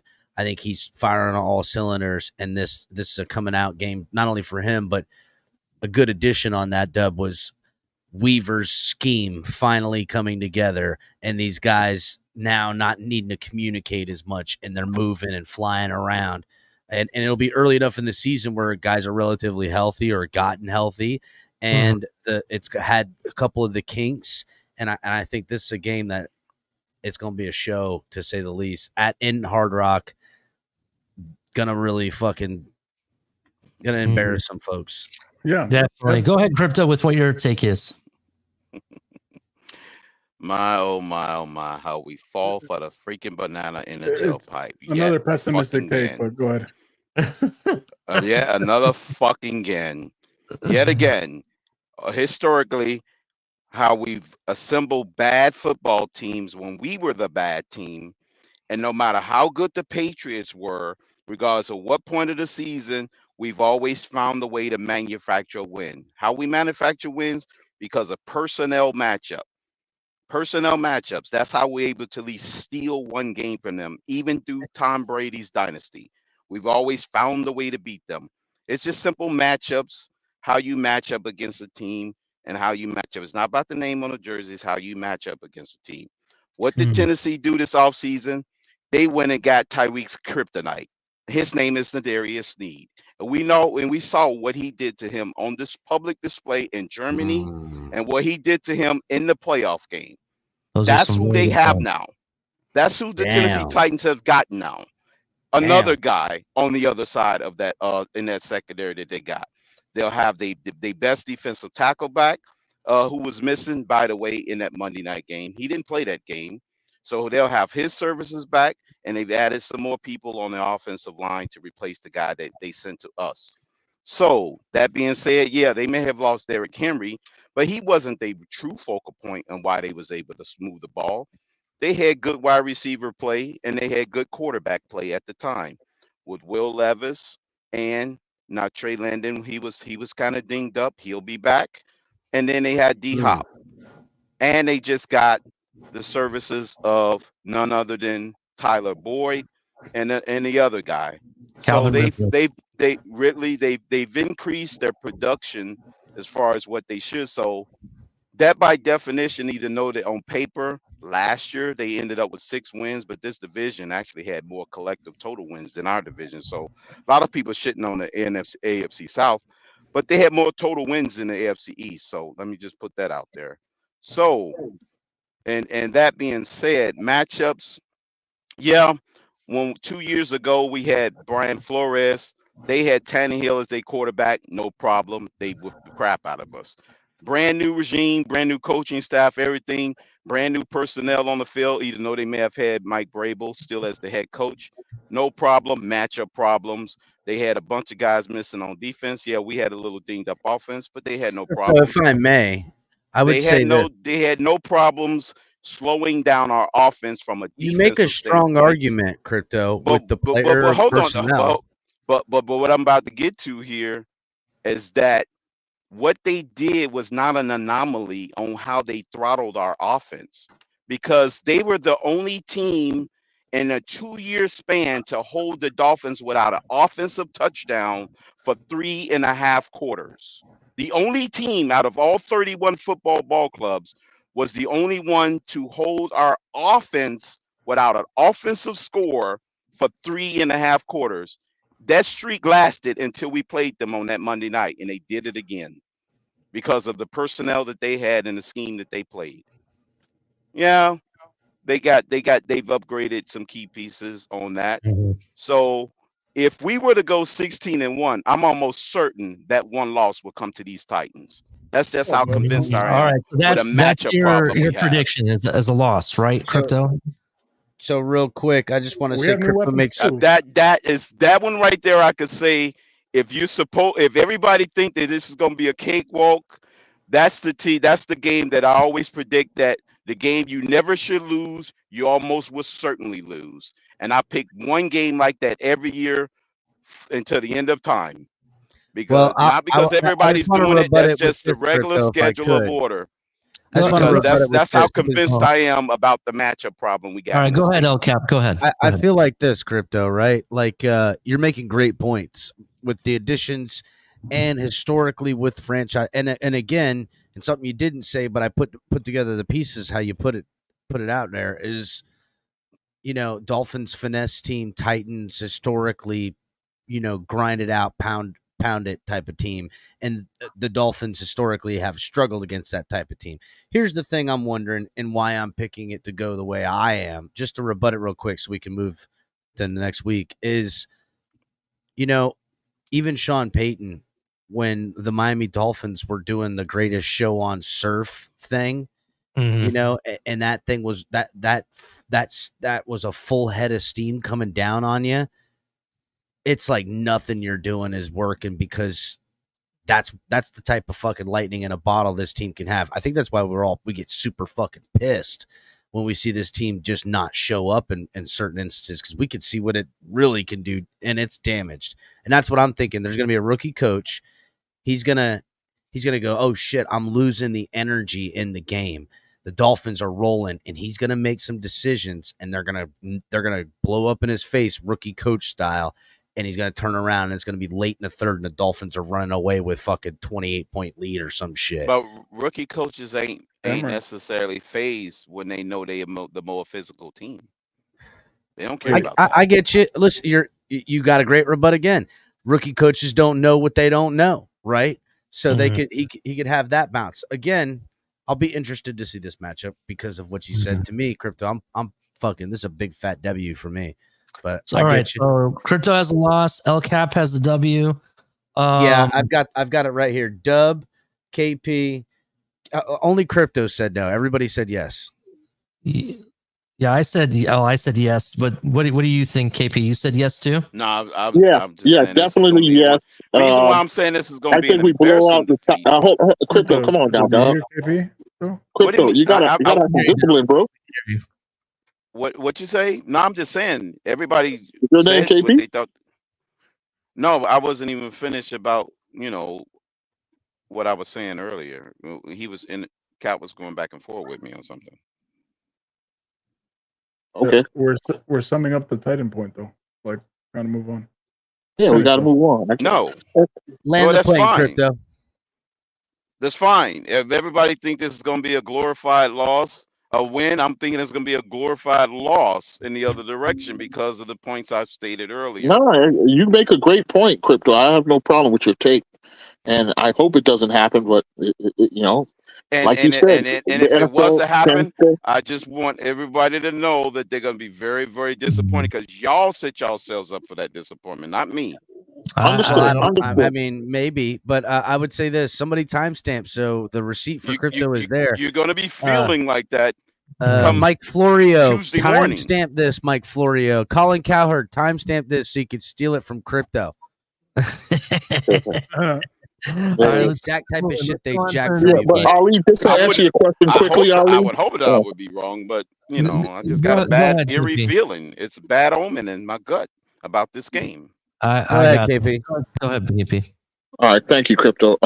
Yeah, I mean, this, according to my analysis of the season, this is a must-win. F all the voodoo stuff, you know what I'm saying? We need to again thrash this team. We are the seasoned team coming into this game, and plus we are motivated by the loss that really damaged us last season to the nth degree. So this must be a revenge game. This must be a statement game for our Dolphins to reestablish ourselves. I think this is too soon in the season to have that one game where we lose. That's why I'm going with the win in this. I think it's too soon early on in the season. Yeah, we always start out pretty hot. All right, let's get on to the next. Then everyone said win except. Well, if we're gonna do revenge games, then I hope you guys will be picking in the other direction of teams that have to get revenge on us. You guys won't be doing that. Absolutely, I will. It's in my calculus, Crypto. Don't call me biased. Yeah, we haven't gotten there yet. Don't color me biased. Because there are some other teams that's on our schedule that will be looking for revenge too. El Cap, can you just check the back because I thought I heard a bumps that someone. It was KP that dropped in and out. Don't worry, I got you, Doug. All right, thank you. I'm in it like I'm in there. All right, so now week 5 we have the Patriots. They had a 4-13 record. Offensive average yards 4.6. Average yards per reception was 9.7. Average yards per rush 3.9. 36 sacks. 10.2 yards per pass allowed, 3.3 yards allowed per rush. I'm sorry. I'm going to make this short and sweet because there's really not much to talk about the Patriots. I don't think they did anything really to get better. Yes, they have a new quarterback. They didn't really do anything that really, changed my mind about what they got going on. I think we handle the Patriots perfectly fine. I am predicting a sweep from them, to be honest. I don't think there's any question about it. We win this game. Dubs, what do you got? So I actually think the Patriots will probably win one of their first 3 games, whether it's the Titans, Packers, or Texans. That's to be said. But I think this is where, we're gonna absolutely stomp this team. Just due to the fact of where they're at. Like Bill Belichick ran that organization and franchise pretty much close to the chest, and and in early reports, and just before everybody jumped, well, they got a new and better quarterback and everything. Yeah, but the reports are not sounding good. The biggest project. Almost, yeah, I've heard some reports that it's almost like a Zach Wilson type of move that they made. So it is very interesting. Keep going. I didn't mean to interrupt you, sir. I apologize. No. It's totally fine.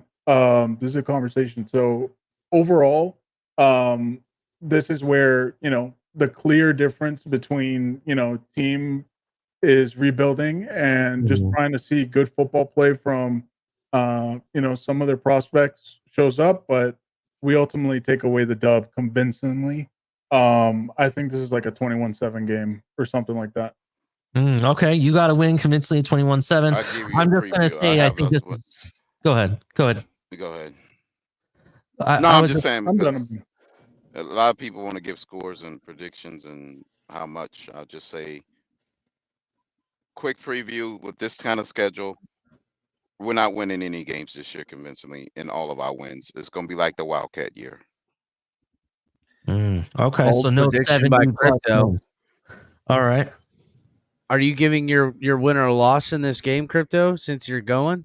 Yes, we're winning this game by 4 points. Okay. All right. I'll take it. KP, what do you got on this game? All right. This is where the Dolphins really build momentum. We're 3-2 after this game. After we beat the nepotistic New England Patriots. I say that because Gerard Mayo, most of his career with the Patriots, he's the head coach. It can't work out, especially after he retains Brian Belichick, Bill Belichick's son, as the safeties coach. He's got his own brother as the head and strength and conditioning coach. Of the nepotistic Patriots fall big. We blow out this team and really put the league on alert after week 5. We're 3-2. Okay, what about you, bad teams don't put good teams on alert. Just won't put so I do have us sweeping the Patriots in my prediction, but I will say this because I didn't think that work did for us last year. I will say beating this: Denver by 1,000,000 points didn't put nobody on alert. Go ahead, LCAP. I will say that if this was the prediction Crypto had from the Titans applied to this team, I could see that. So for a couple of reasons. Only to whether it was here at the Patriots week 5, probably the more likely of the two. On the road, Miami, probably, overexerted themselves running all up and down Tennessee at home, feeling themselves sleep on the hapless Patriots, and the Patriots look for their signature win and revenge and to kill one other narrative. Tua Tagovailoa undefeated against Bill Belichick, but loses to the new Patriots, new regime, and the Patriots fans eat it up. We're bringing the Dolphins back down. It was Bill, blah, blah, blah, blah, blah. Mm-hmm. So if that was the world I was living in, it wouldn't surprise me. I'm still picking the Dolphins for a win, but if we're talking about a loss here in the first 5 games, I got the Dolphins going 5-0 at this point. If we're talking about one that I feel that's that swift kick in the nuts, because the Bills is kind of a toss-up. I still think we win that Bills games for reasons I said.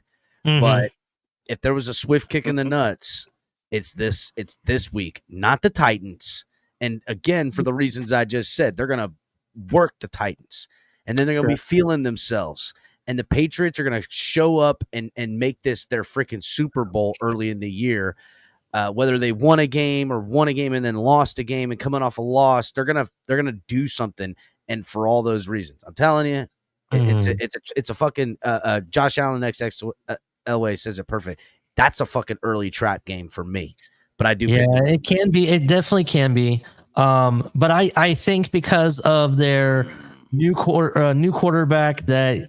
I mean, already hearing not very good things. But wouldn't that be the fucking case, though? This is the game that the quarterback gets the whole fan base to buy into him not being a fucking bum. I just think that the negatives on this team, on that team right now, outweighs the positives on ours. You know what I'm saying? There's too much negative on their side that I think that we overcome all of that. So,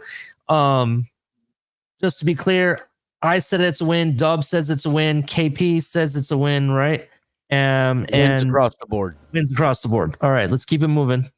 The next is the bye week, right? Rest and relaxation. We want our players to stay healthy. Good time for people that have played all the way through to get some rest. But why I put the slide in still, even though it's not a game, because we have an early bye week. Do you think that moves up the timeline for Chris Grier to make any moves before the trade deadline? I guess that'll be relative to position group, right? I will say this. Reports coming out of OTA's day 2 is that the new center we got from Tennessee wasn't snapping any footballs. He was on the sideline getting work, and we were giving Jack Driscoll. Driscoll these fucking snaps, and it wasn't going well.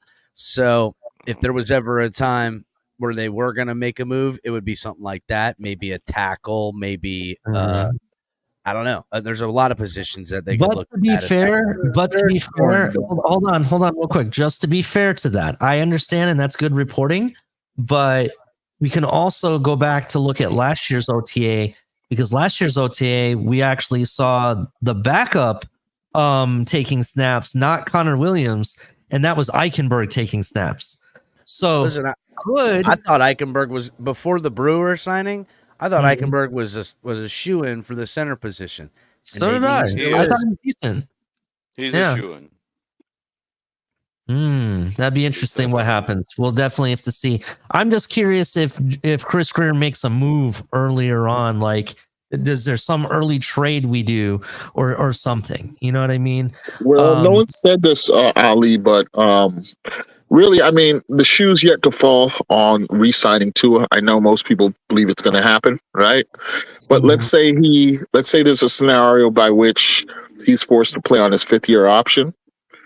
At this point, depending on how he's played in those first 5 games, in my scenario at 3-2, where he has been, excellent and has put us in contention to win all those games, but we happen to be in 3-2. I think this is when you might give him that extension. Or I like that. I was thinking the same shit. That's Tua's not getting his extension until this.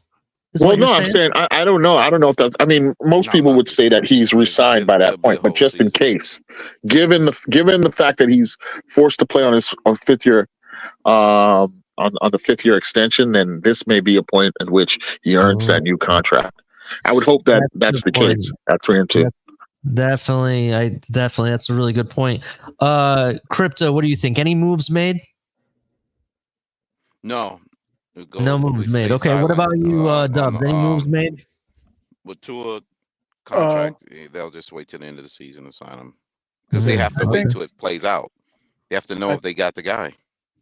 That's a good point. Go ahead, Dubs.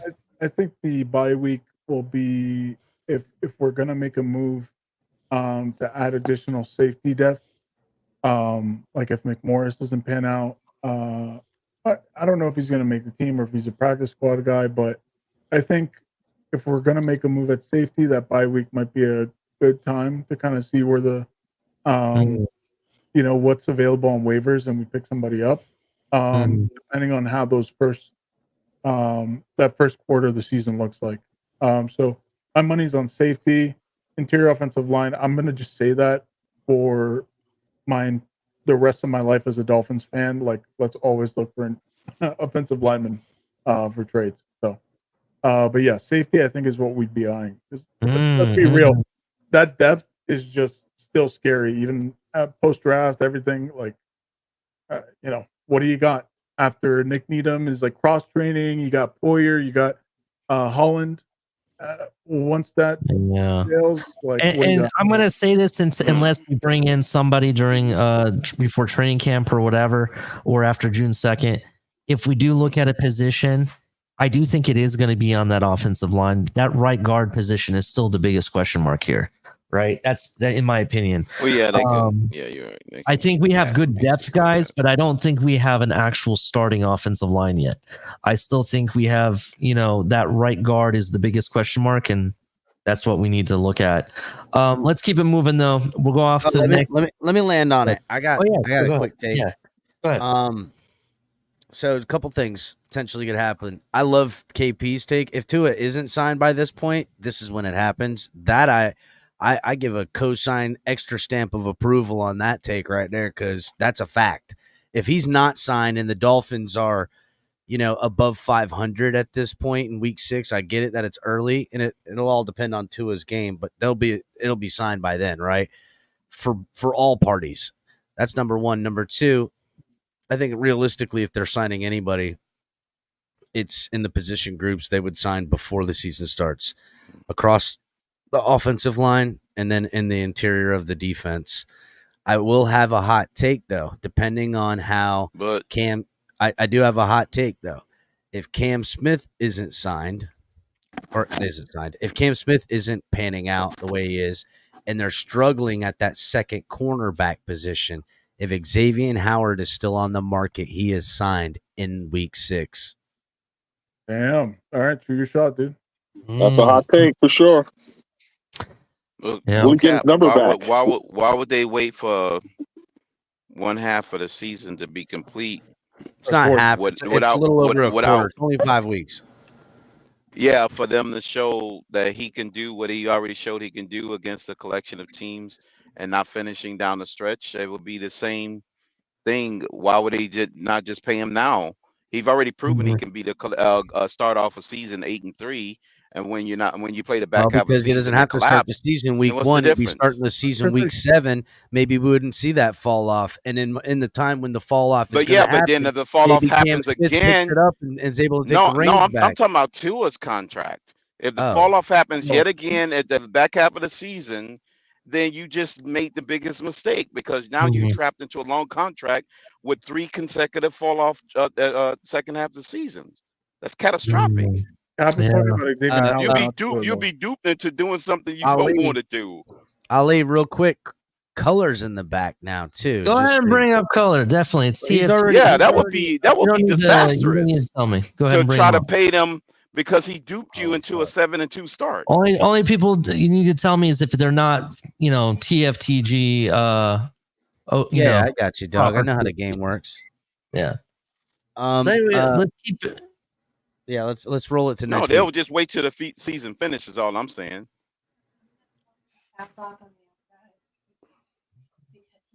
One moment.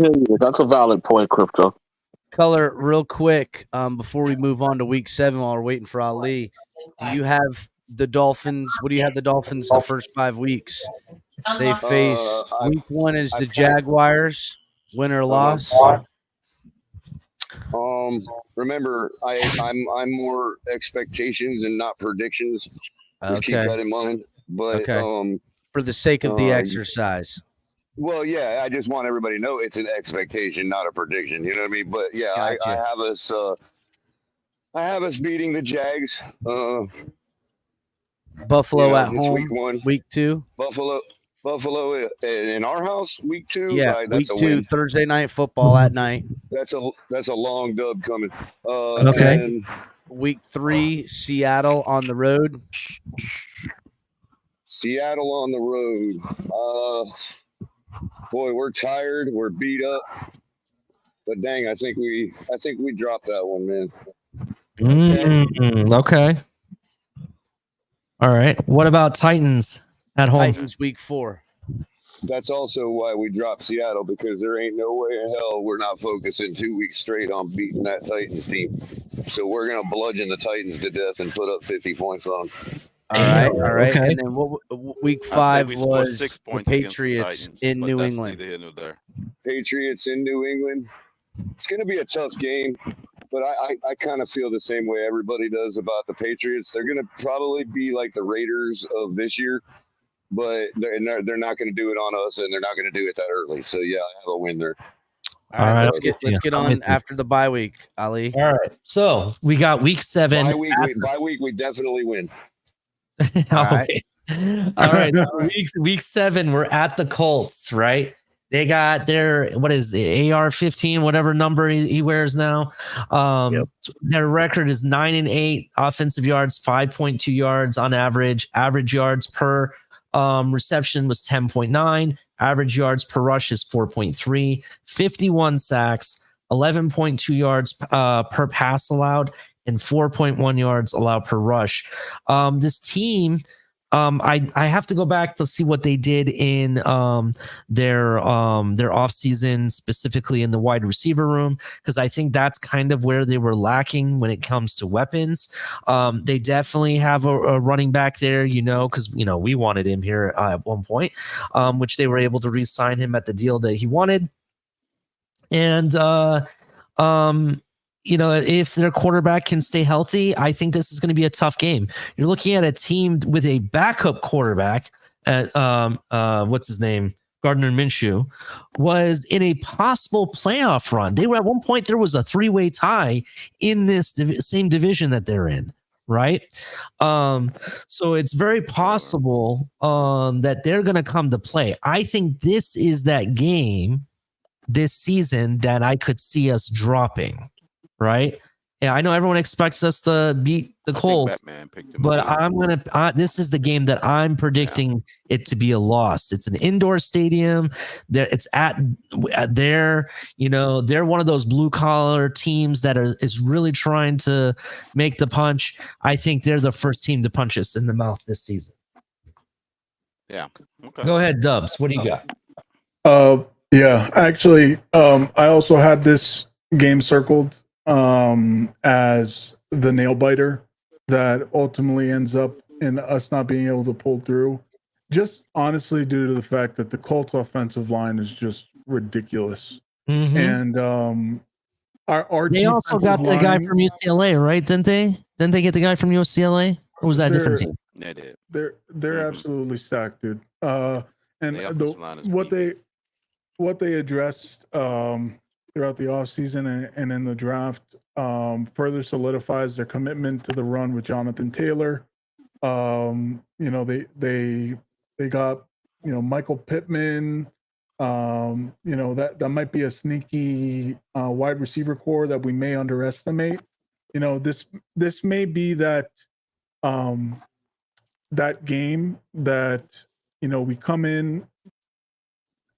I basically have us going like 5-0 after the bye week. We may have chilled a little bit too much during the bye week, and this one could slip through our fingers.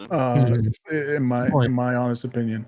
So yeah, I have a. So you basically got this game, Doug, like I had with the Jets 2 years ago, as being a big game let down after 4 wins. This is like my Titans game from last. Well, not necessarily exactly, but this is like, I guess, a Titan analog from last year. That sounds like how I was doing it 2 years ago. Yeah, 4 wins and then the 5th game. Yeah, I think this is the loss. Go ahead, KP. What's your take? Yeah, I guess I'm the contrarian again. After the bye week, we teach the second-year slumping Anthony Richardson a lesson. This is when guys like Jalen Ramsey, Poyer at the safety position are going to make plays that allow us to end up with the victory here. If you look at the way the defense has performed over the last 2 seasons against so-called vaunted big back running attacks, we tend to do very well. Against the Derrick Henrys of the world, against the Jonathan Taylors of the world, I think we can bottle him up, put the game on Anthony Richardson's shoulders. He throws the game away with multiple picks. and our defensive backfield wins us this game. Have us 4-2. Hey, don't All right. forget they have Joe Flacco too, bro. Say, Oh, that's right. They You do gotta have. be careful. Hey, I respect Joe I Flacco. love for that making take, KP. That's a good point. Yeah, good take, KP. Go ahead, Crypto. What do you got for this game? Mine's is similar to Doug's, but Dub's, but it's a slightly different outcome. But unlike the Anthony Richardson thing, he did do good prior to him getting injured on this one. Mm-hmm. I think since it's at already midway through the season, he's kind of got somewhat of a groove trying to stay competitive in the division, hence forcing us into one of our shootouts of the season because of him being a mobile quarterback. Like I said, I always like to reference matchup and historical factors and teams and kryptonites versus other teams. Because yet again, Pittman did have quite a big game against our secondary, but different personnel at the time. But Jonathan Taylor is not quite the big back, but he's a versatile, dynamic back with an offensive line of support, with a mobile style quarterback, forcing us into a gauntlet shootout.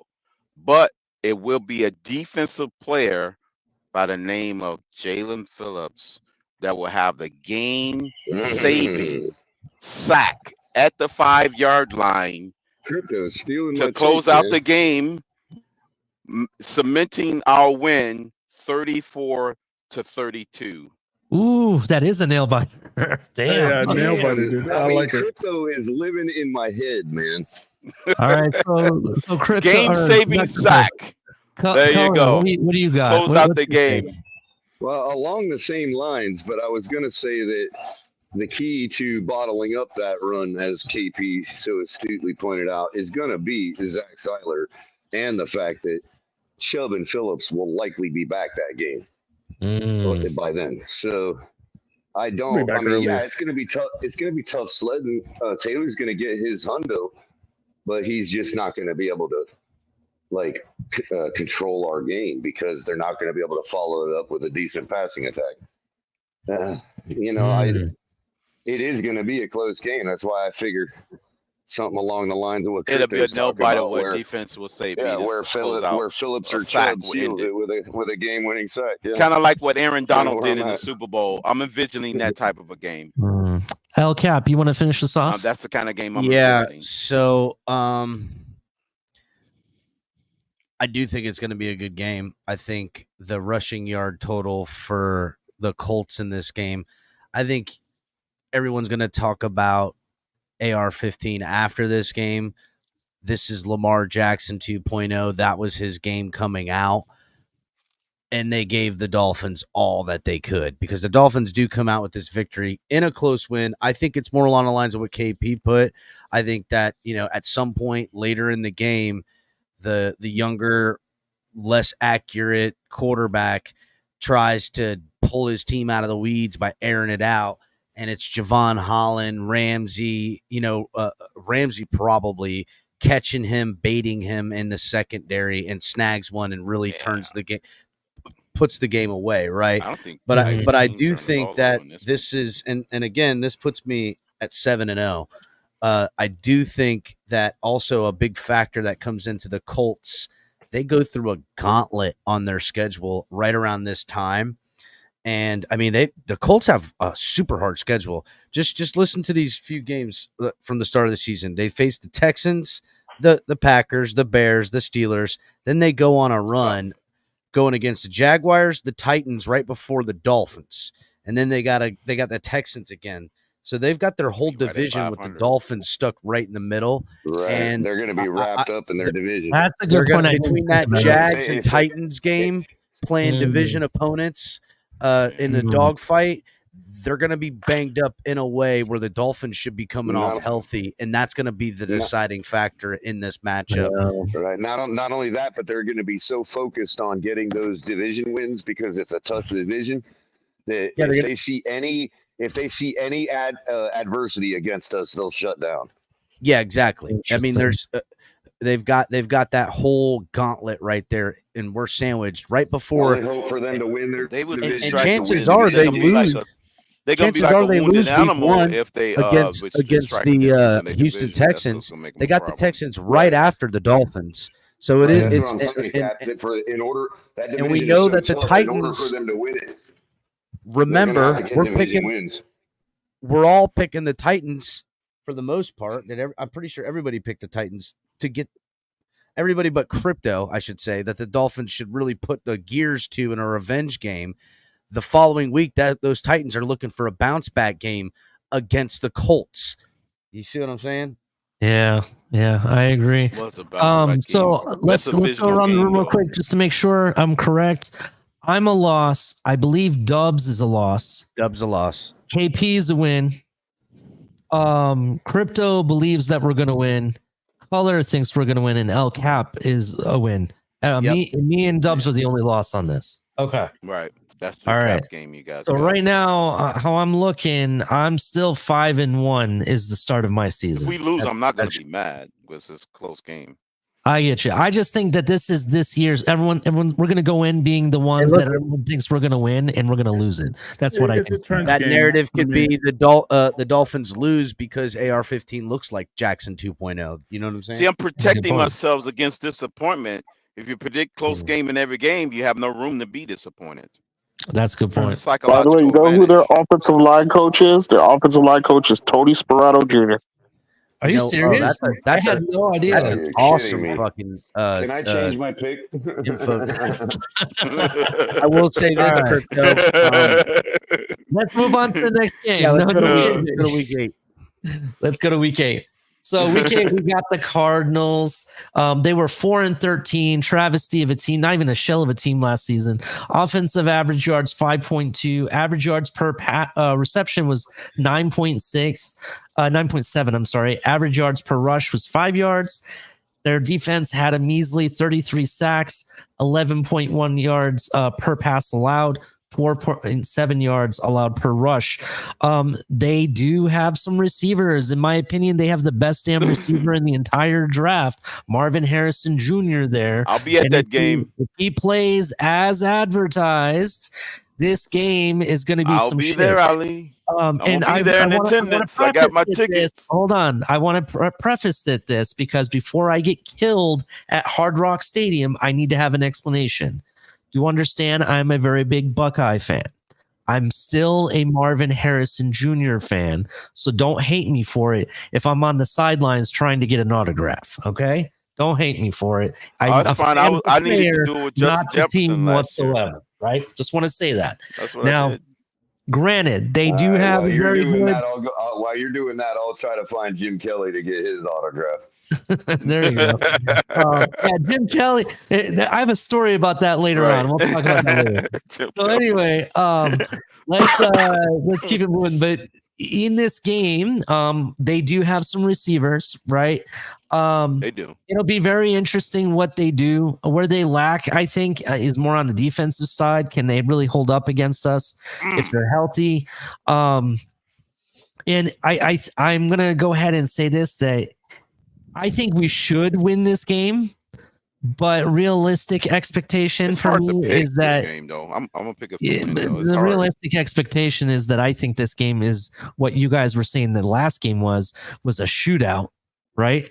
I could see this being it because Kyler Murray really needs to prove to his pundits that his contract was worth it. You know, what team to do it against the Dolphins, right? And I think that we win this game. But I think it's going to be very close. That's all I'm going to say. I'm a win. Dub. Go ahead, Dubs. You're next. What if Marvin Harrison Jr. catches 5 touchdowns in this game? Then we're screwed. But I don't think that's going to happen. I think he's going to have a respectable game, like any rookie, like a Justin Jefferson rookie season. I think that's what's going to happen. But I think by the tail end of this season, Justin Jefferson is going to be as advertised. That's my opinion. Go ahead, Dubs, with your take. I don't have a crazy take or anything. I think this is a year whether I think this is a big year for Kyler Murray, to be honest. They got him what a lot of people consider to be a generational wide receiver. And I don't know what it is. I guess it's just because the Cardinals constantly pick late or early in the draft, but bro, they just had Larry Fitzgerald not too long ago, and now they got this guy Marvin Harrison. Let's see if he stays with the Cardinals for long. But This is pretty straightforward. This is a cookie cutter game. We win this one pretty convincingly. I would also like to see our rookie wide receivers and Jalen Wright pop off this game. So I'm circling that one for when things start clicking. So you think Jalen Wright is going to be right in this game, and I thought he was going to be right in the Titans game. This is a game for him. Our offense is complicated. I think after the bye week and after that game in Indianapolis, the man went to Virginia, man. His offense ain't that hard, man. At this point, yeah, like just knowing Etienne and Mostert, like something's going to be wrong, so he's going to have an opportunity. Gotcha. KP, what do you got? Yeah. I think I agree with you, Ali. I think this game has blowout. Sorry, high scoring potential, being that both teams don't play each other often, don't know each other well, and with the niche offense we bring into this game, we really have a shot at overwhelming them. I don't know if they would have seen anything like the hurricane that we're going to bring to them in the game like this, and vice versa with the mercurial quarterback Kyler Murray, Marvin Harrison, who we've spoken about, healthy James Conner. They can. They're the kind of team that can match us score for score. But I do have us winning. Tua's signature win in his first season was against the Arizona Cardinals. So I guess he likes beating up on the Redbirds. So I'm going with another victory here. I got us 5-2 after this game. Yeah. That was my all right. So I got us at 6-1. Crypto, what do you got in this? Yeah, I have us making the final drive of the game, and Jason Sanders kick a 60-yard field goal to win it in the end. All right, so you got nail biter like I do. Yes. Okay, very interesting. Let me ask you, I need to confirm this so I can mark this down. After this game, are you going to go buy yourself a Marvin Harrison jersey if you can? Oh, man. I don't know. Are you going to trade into Justin Jefferson jersey for Marvin Harrison? No, I don't think I can do that. Not yet, at least. Hey, to be honest, though, I don't know if you're going to legally be able to buy a Marvin Harrison Jr. jersey because he has that lawsuit with Fanatics right now. So I don't know if you'll be able to. Tua goes to 2-0 against Kyler, but yet Sanders break his own record for the distance field goal with him.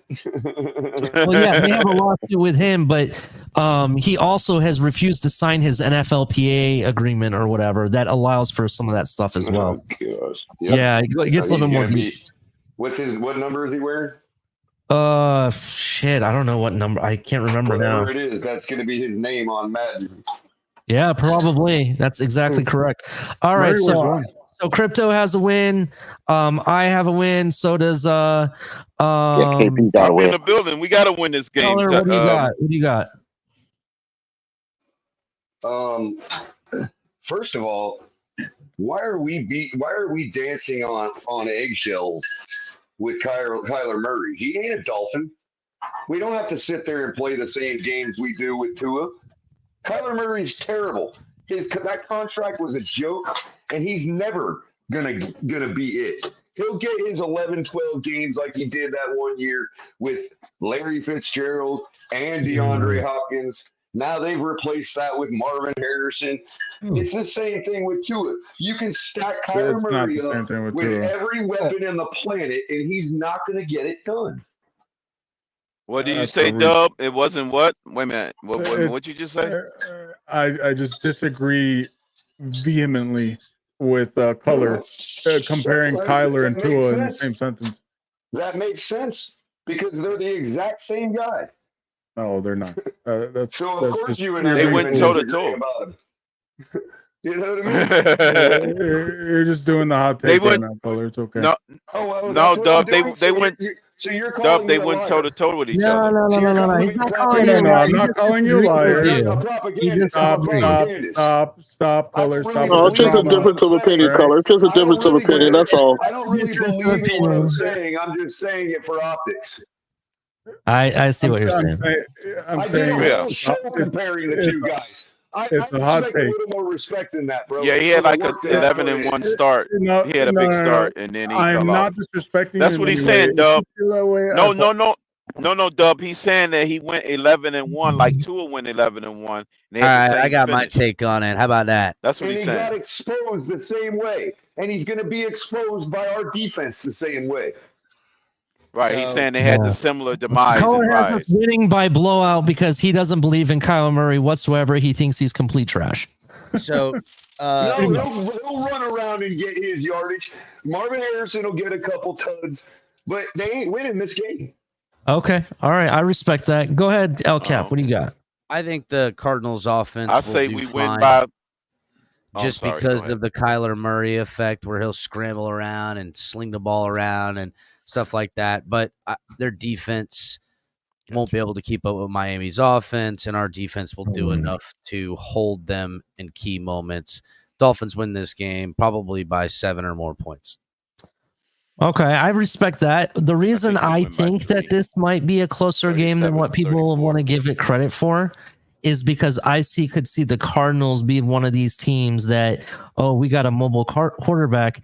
We can go ahead and pull something no one's ever seen before against Miami. You know what I mean? Or against a team in some type of different type of scheme. You know what I mean? I could see them trying to do that against. I Right, ain't sweating the defensive whack-ass coordinators had Cardinals. trouble against that. I gotcha. All right. We stand better against pure pocket passes only, statues. So I got us having a versus a win. mobile I think quarterback. everybody across the board was wins, right? Dubs, you were win too? Yeah, it's wins up and down. I got it. All right. Career you day got it. for Jason Sanders in this game. Let's move on to week 9. Week 9, who really cares? It's the Buffalo Bills, right? Who cares? No one. So the Buffalo Bills, we're at Buffalo. I already gave you a spoiler earlier. I'll be at that one too. I have us splitting the season with Buffalo. Granted, this is not a cold game, in my opinion. Yeah, it's what, early November, late October, I think. I don't the only think reason why I'm going to that game. This isn't going to be a blizzard game or whatever. No snowballs thrown around, in my opinion.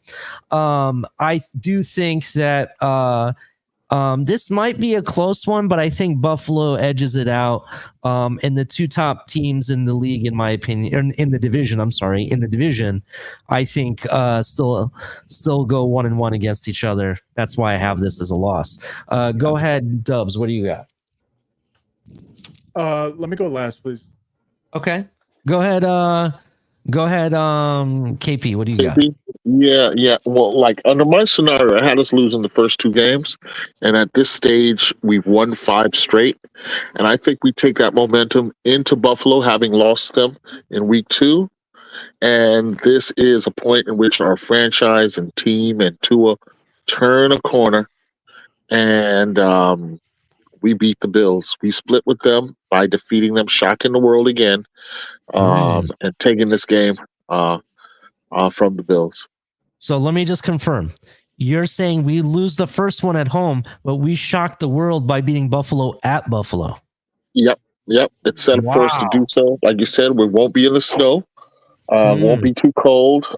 Again, I'm building on the fact that we've had 3 years in McDaniel's system, and that if we're going to mature as a team and make a push, it's got to be now, which means we win games like this, and we must vanquish that foe Buffalo this season. I'm on my positive vibe right now. We are 6-2, leaving Buffalo. Okay, and the hottest team in the league. We got all the press. We're on a 6-game winning streak at this point. Very interesting. Very interesting. Go ahead, Crypto. What do you got? Well, I'm right along the same line where you were at with the split thing, or possible not beating them at all again if Pinzone get week 1, the Jacksonville game. Yeah, I have to go like I'm predicting close wins.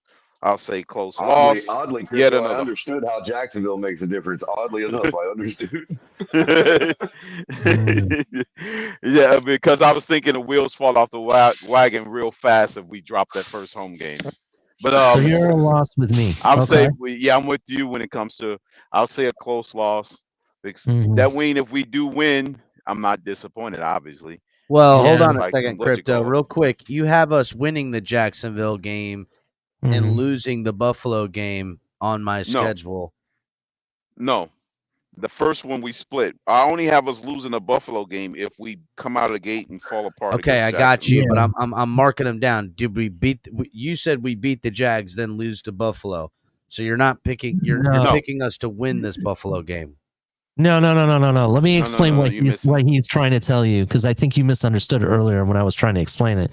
He has us beating the Jags and beating Buffalo at home. He said if we lost to the Jags, we're losing to Buffalo at home, is what he was trying to say. All right. I'm correcting it now. Thank you. I'm sorry about that. See, I'm opposite. I think we lose if we lose to Jacksonville. It's because we're looking ahead to Buffalo, and that ends up serving us well to beat Buffalo. That could happen as well.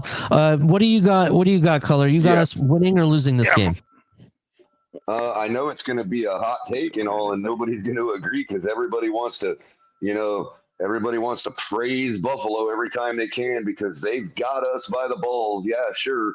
But you're only holding my balls for so long, and we got to sweep the Bills. I have us sweeping the Bills this year, and that's what I expect. As I always say, I'm not making a prediction. I'm making an expectation, and I have us beating the Bills here. That's really astute of you. I'm happy to glad that they're no longer holding your balls. I'd like to stop the show. Hold on. Color, now turn your head and cough. Hold on. Are you saying Christian Wilkins is after Color's balls? I would like to stop the show for one moment. HB, please take note of this. Hashtag they will no longer hold my balls coming to a t-shirt near you. Okay. There we go. That's a shirt right there. No, they're ballless.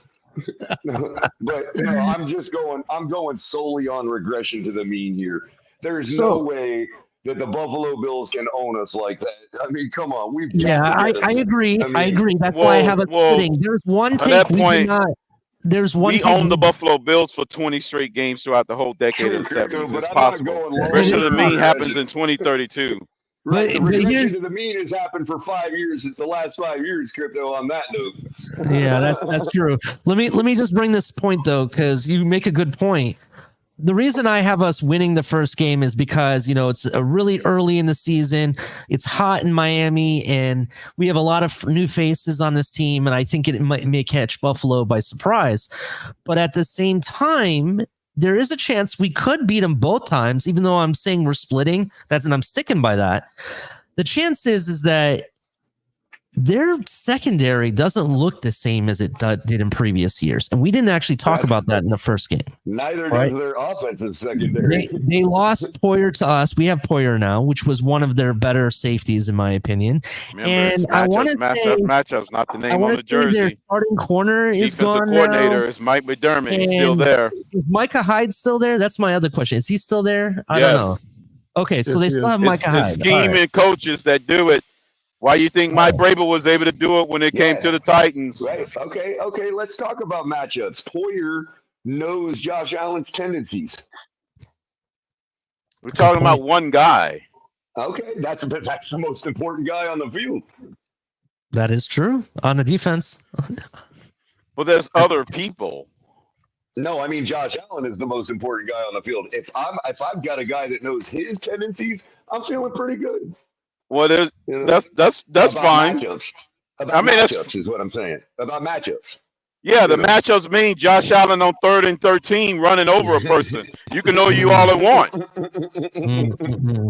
All right, so El Cap, finish us off. What do you got on this game? Didn't get Dub. Dub. All right, ahead, so Dub. I'm a Dub. I forgot about you, Dub. I'm sorry. Go ahead. Did you say win?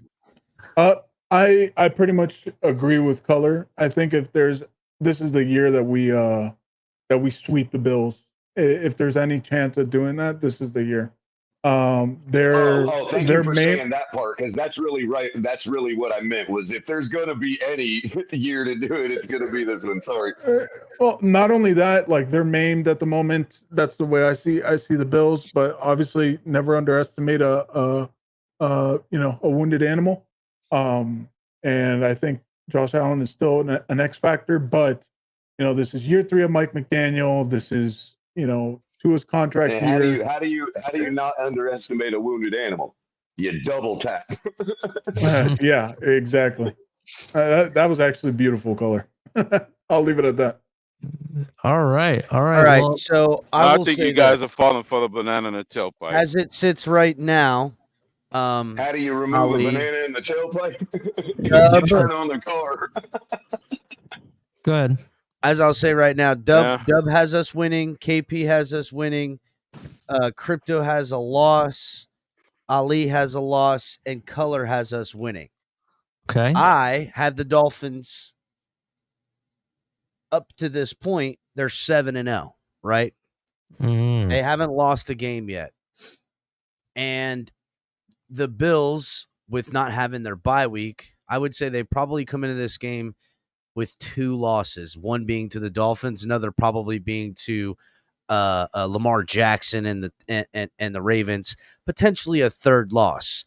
But no matter how you slice it, it's in Buffalo, and the Dolphins are coming in after coming off their bye week, winning these games, having some tough outings, putting up big scores, and they are the hottest team in the NFL, and they look poised to take the AFC East. And all this pressure, all this stuff, all this nonsense surrounding the team, and Buffalo still within striking distance and in a position that if the Dolphins do get a 2-game jump on the division, sweeping them with this, the Dolphins can pretty much, I don't want to say put them away, but they're on pace to lock up this division.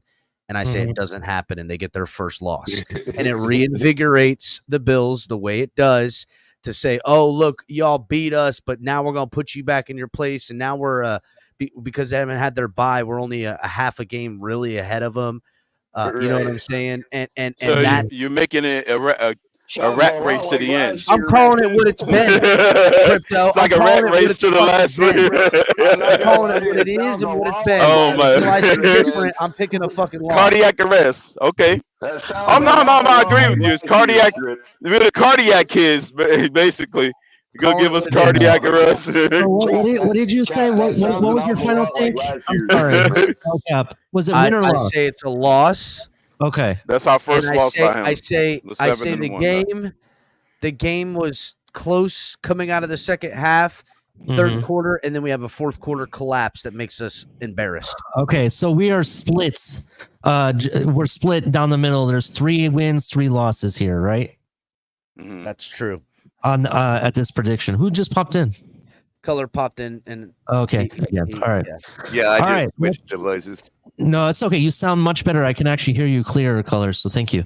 All right, so let's keep it moving. So Ali, you got us winning this game? No, I have us lost. No. Me, you, and El gotcha. Cap. Me, you, and El Cap are losses. So let's go to week 10. Well, real quick, I was just saying, Cap, that sounds an awful lot like last year's script. We had a chance to go ahead early on. We fell back to a half-game lead, and then we did go 2 games up on them and then gave them the lead again. Yeah, it was.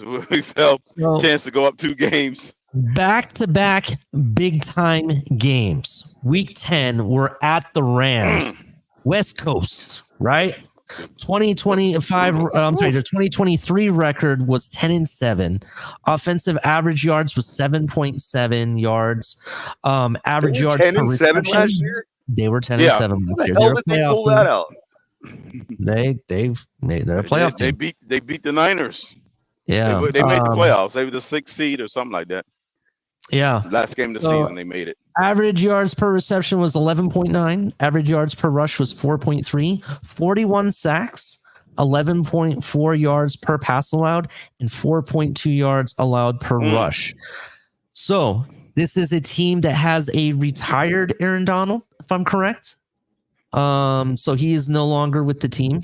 That's big, right? There you have a lot of people coming back from injury. Will we see the healthy Matt Stafford? That's a big question. Will this be the season where their one main star receiver does not get injured, since he's had back-to-back seasons having injuries? Two Right? stars now with Puka Nakua. Yeah, and they got Nakua too. Yeah, definitely. And don't forget, and I think he's still there. And please correct me if I'm wrong. Atwell is still there, right? Yeah, Tutu Atwell. He's a slot I guy. like him a lot. He's one of their. I like their receiving core team as well over they there. used him in the Tyreek role. That is correct. And I think this is the kickoff of the Battle of the Shanahan Trees. I believe that's what this game is, right? Well, So- on the within the West first- Coast, the and next it's 5 battle of the games. West Coast offenses. Yeah, but this year it seems Yeah, like as we're far playing as, all yeah, the Shanahan 4 team, games in a row. all the Shanahan Yeah. coaches. So here is Yeah. my thing with this. I think, and I'm going to say it like KP, this is a must-win game. You have to start the West Coast, the West Coast games like this, the battle. You have to start out hot. I think this is the team you do it against. Their defense, maybe have been retooled a bit. I don't think they're as strong, especially along the defensive line without Aaron Donald. You go after that and you try to expose it. This is the team that you focus on, that you have to win this game no matter what, because it does a lot of things. It's a big game. It's against a big team. They were former Super Bowl winners not too long ago. That's why you have to focus on this game. That's why it's important for Tua to stamp his legacy, if he really is the franchise guy, on this game. They're starting to what I'm become putting the up. St. Louis Cardinals of football with the way they run their shit. Ali, now- I'd like Go to ahead. go after you on that one. No worries. Mm. I actually think there is an avenue that if we're going to win, I think that this could be a win on the West Coast. I'm going to say that we win this game. I'm going to say 28-21. I'm just going to say win. Go ahead, LCAP. Go ahead. So I will say this. I had us losing this game, but you really convinced me otherwise, right? Okay. It's okay to because- be against me. I don't care. That's Well, my no, it's opinion. not necessarily against you, because I had the Dolphins losing either this Rams game or the Week 11 game, right? And I'm mid. Week 11. Who's playing Week 11? Well, we'll get to that. I don't want to spoil it, but I think you're right about this game, right? I feel like the Rams are in a different place. They've lost the heart of their team with Aaron Donald. I don't say ever count Stafford out. The guy's been a damn good football player his whole life. But I do think and wonder, is this a game where like Mike McDaniel, it's not going to be like what he did to the Broncos, right? But it's going to be that type of showing from him. Like this is circled on his, and they know each other. And I feel like Mike McDaniel might have some things he's always wanted to do. And you know what I'm saying? And he's just, I just got to feel like Mike McDaniel and the Dolphins pull this game off in a way that it's not disrespectful, right? It's not like, oh, Mike McDaniel was better. But I think that it's like, oh man, like this is a matchup people are going to get to see for years to come. Two young, great coaches, under the same tree, work together. It'll be that whole big encapsulation. A passing of the narrative. guard, Cap. I don't know if it's a passing of the guard as much as it's going to be like, No, man, he's still young. He ain't going nowhere as a coach. these guys are young, and like the Rams won a Super Bowl. The Dolphins have all this talent. They look to be winning a Super Bowl with this kind of template that they can, emulate, that the Rams did, that the Niners continue to have success with. Like it's just like this whole narrative that surrounds all that. I think the Dolphins win this game.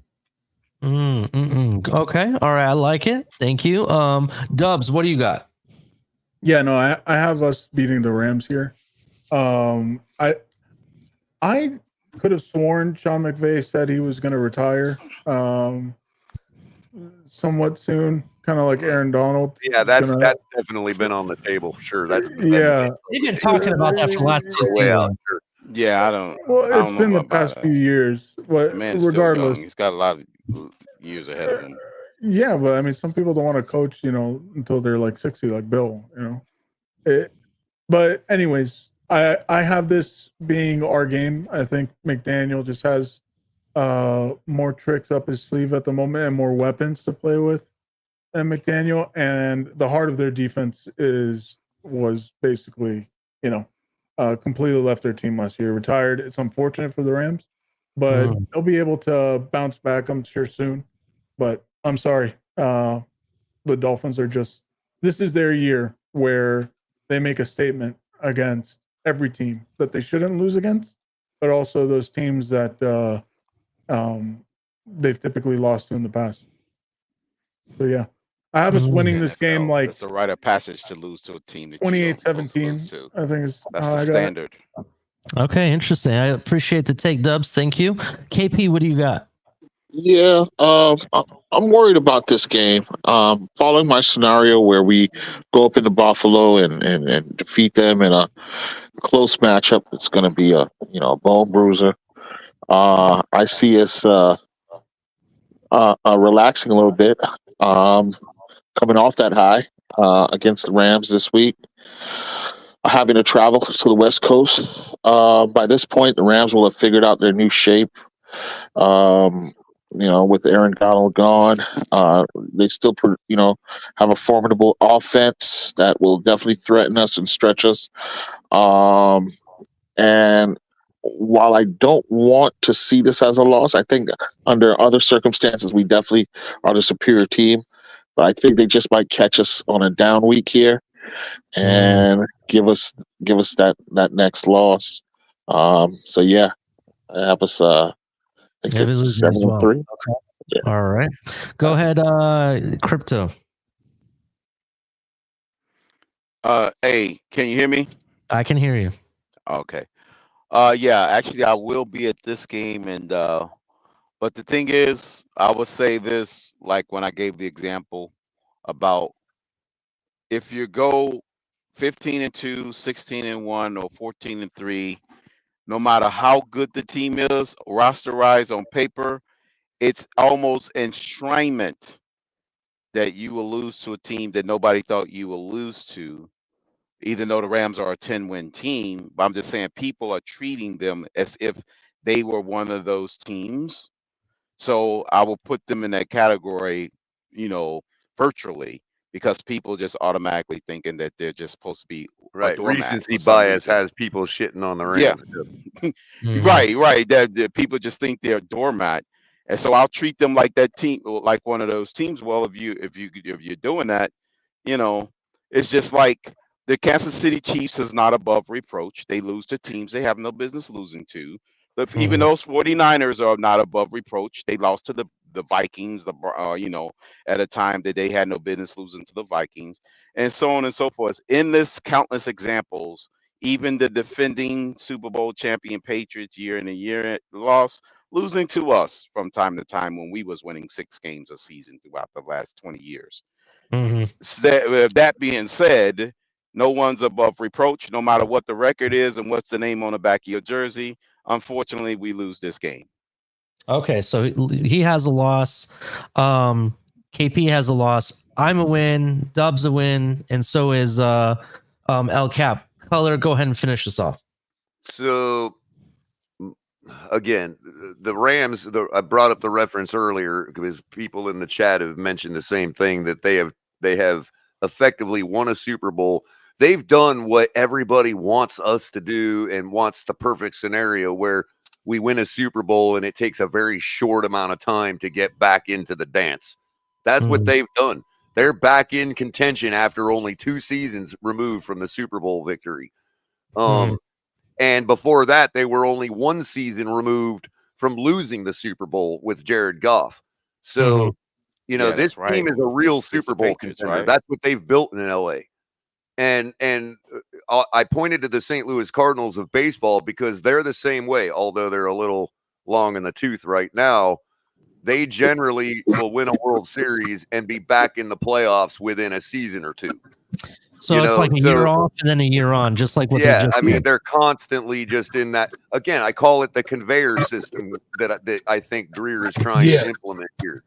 Good point. And so we don't really, with the loss of Aaron Donald, I get it. They brought people in. Nobody is going to just fall off a cliff because of one player. But nobody in the league really knows what their defense is going to be like yet. And as KP said, they'll likely have things in order by that time of the season. To the contrary of that, we could also know that they've fallen apart by then.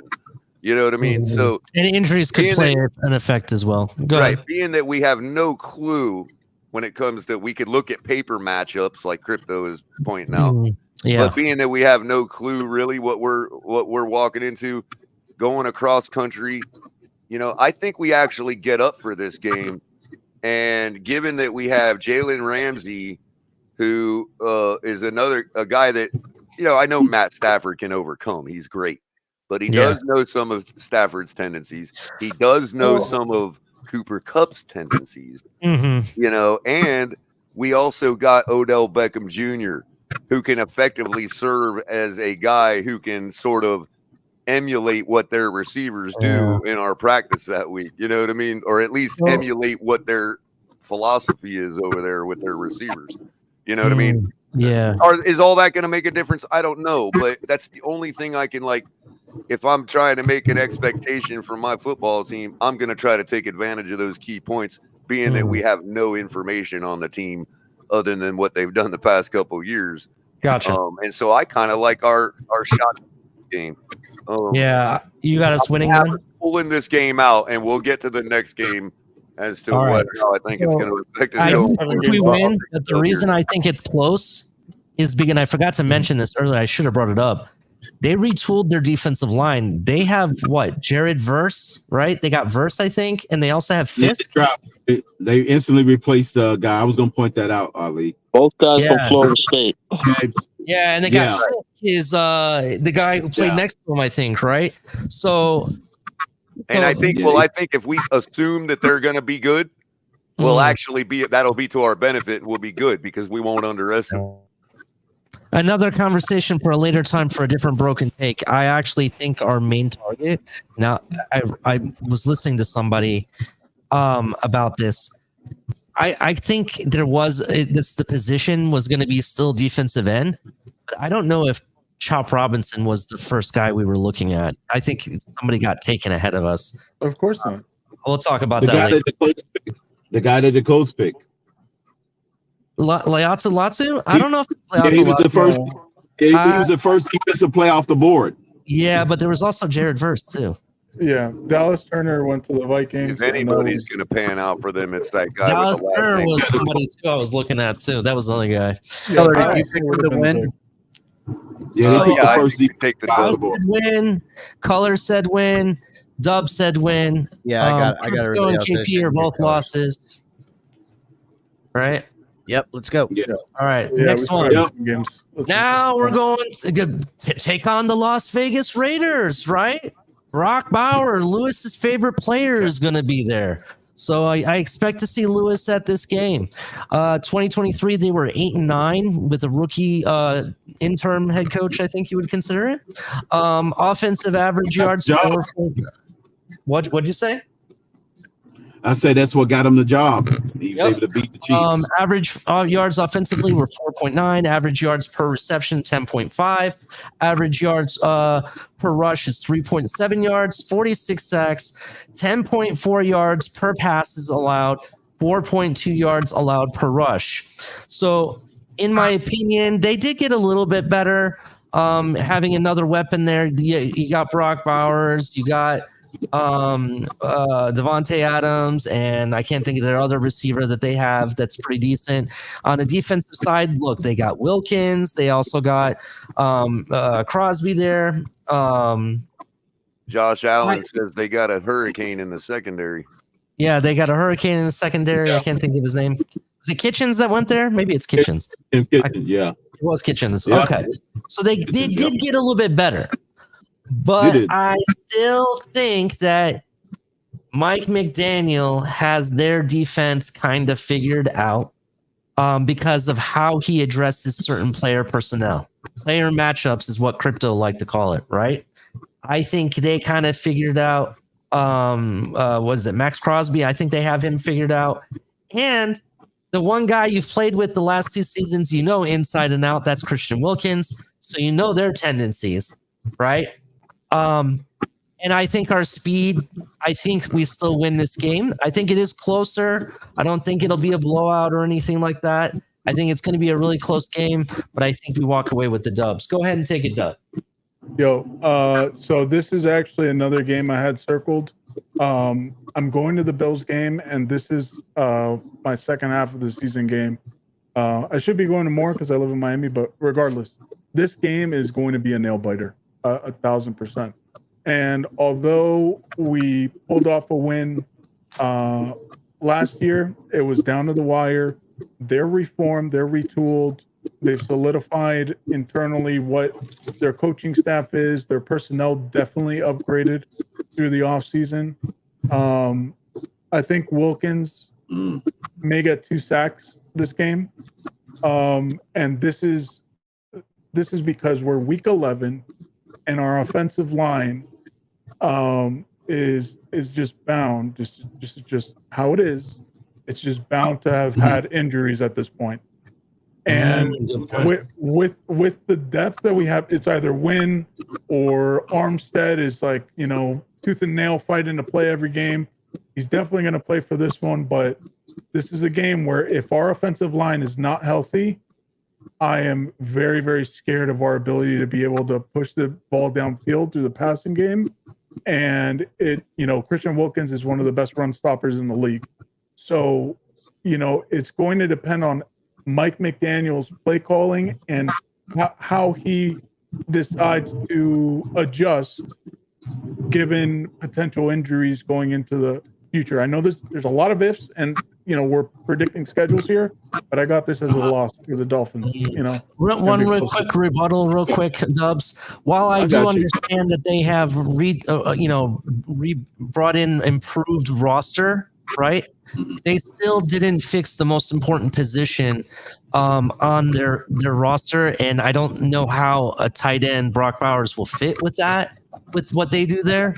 And that's the quarterback position. I'm looking at Gardner Minshew, or maybe what's the other guy's name, O'Connell or whatever his name is. I don't know. I don't really know if that's going to be enough. Maybe defensively, they definitely look better. I agree, and we can adjust. But they also lost a running back too, didn't they? Didn't their running back go to Josh Jacobs, go to the Packers or someplace like that? They've got their starting running back is Zamir White. They replaced him. Yeah, so they have Zaire White there. I don't know. Go ahead. I'm gonna go next if you don't mind, Ali. You kind of stole a little bit of my analysis there, Ali. No quarterback, no running back. I don't think this team can hurt us offensively. We're in the game. We're on the road against them, right? No, we're playing them at home.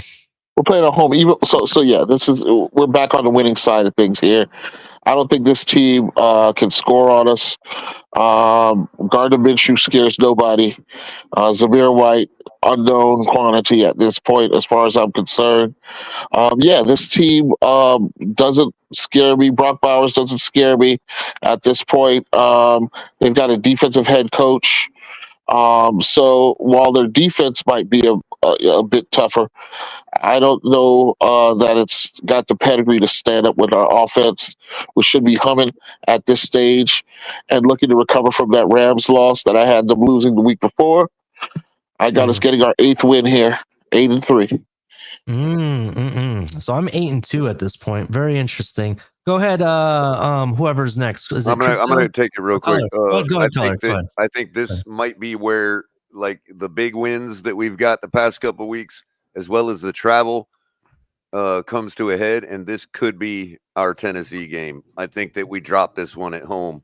Color just stole my fucking take. And I think Color just stole my fucking take. Go ahead, Color. The fans are going to be quite aggravated with Christian Wilkins after this game. I'm not going to lie, man. And simply because he's got Max Crosby on the other end. You know what I mean? Yeah. Color. Yeah, that was brilliant, Color, because I was about to hold you to the same standard you said about Josh Poyer. When you said Josh Poyer, no Josh Allen, I was gonna say, how come Christian Wilkins don't know Tua? Oh, I'm glad you does. said it And out. I'm sure he knows how to get in his head too. You know what I mean? Yeah, Right. I was about to hold you to that same standard, but you said it. You took it away. Couple that was good. with putting a lot of effort into getting a couple of the dubs we did the weeks before that, and the travel. I think they nip us right here, man. I really do. Very interesting. Very interesting. That's interesting. Go ahead, Crypto. What do you got? It's interesting. Oh man, this was crazy. I was back and forth between this game or the Rams game. Since I did have the Rams beating us while I was sitting in the crowd disappointed, I did have this as a bounce back game, and I would say that our new rookie running back will get us into field goal range for the game clinching field goal at the 41-yard line. I'm liking and that's that how we take, pulled too, this man. one out. That's a good one. Our new running back pulls it out. He gets his first 100+ yard game. Tua has just a decent enough game not to totally lose it, but it'll be nip and tuck. Our running game wins it for us. This will be the game our running game wins it. I don't think the quarterback matters in this game, either quarterback, because I think they can still beat us even with Aiden O'Connell. I think the reason why they won't get us is because Mike McDaniel decided to overly aggressively use the running game because they run out of time. That's the only reason why we win this game. They'll just simply run out of time. All right, so I'm a dub. Dubs is a loss, right? Am I right about that, Dubs? Yep, it can go either way, but I got a close look. KP I got to win. I got a dub. But I can understand if they say we lose this game. Yeah. Color, thanks for dropping it. And El Cap, finish us off. So I originally had us losing the LA game, right? I do now have us winning the LA game, and I'm gonna pick us to lose this game at home against the Raiders. I think it is, like Color said, it is the Tennessee game. Raiders come into the game 5-6 wins, some bullshit like that, and they keep whatever outside of the outside looking in hopes alive and upset the Dolphins, who after beating the Rams in an emotional game for everybody around, Mike McDaniel extra tight in the building, puts the pressure on the guys, so there's kind of a letdown coming home. Guys kind of, don't realize that the Raiders are circling this and Christian Wilkins and that D-line, and then the offense can't do nothing all game, and the defense late in the game collapses and allows some big plays by their offense, and the fan base blames the entire defense for this loss when the offense never got going, and they take a loss here. Okay. All right. So he's putting a loss. All right. Split field. It's 3-3 again. Yep. All right. Last game before the playoffs start, and you'll understand why when we go along these next couple games. So we have week 12s. We're at home. It's the Patriots. Again, I still think they're having a rookie season as normal, like a normal rookie season, not Get me out of the way, Dub. Yeah, not a CJ Stroud. I have a dub for this game still. I think we're going to own them even more so than the first game. Yeah. Color We're going to make them pay for everything Christian Wilkins did to us, bro. Yeah, everything that happened in the week prior, they figured out on the Patriots. So, yeah, this could be this could be our 50 burger game. I'm just going to point that out. This is where we regain our manhood. This is where we regain our manhood after Wilkins has grabbed to his balls, right? There you go. There you go. You on board with that, KP? Are you picking a win here, KP? Oh, yeah. No doubt. Yeah, we sweep the Patriots. We sweep the Patriots. Yeah, I think this is where the Patriots pack it in, and their organization is hating that quarterback. They're already looking at draft picks at that point. Dubs, what do you have for this game? Yeah, pretty much piggybacking off the sentiment. This is our comeback game after a game we should have won the week prior.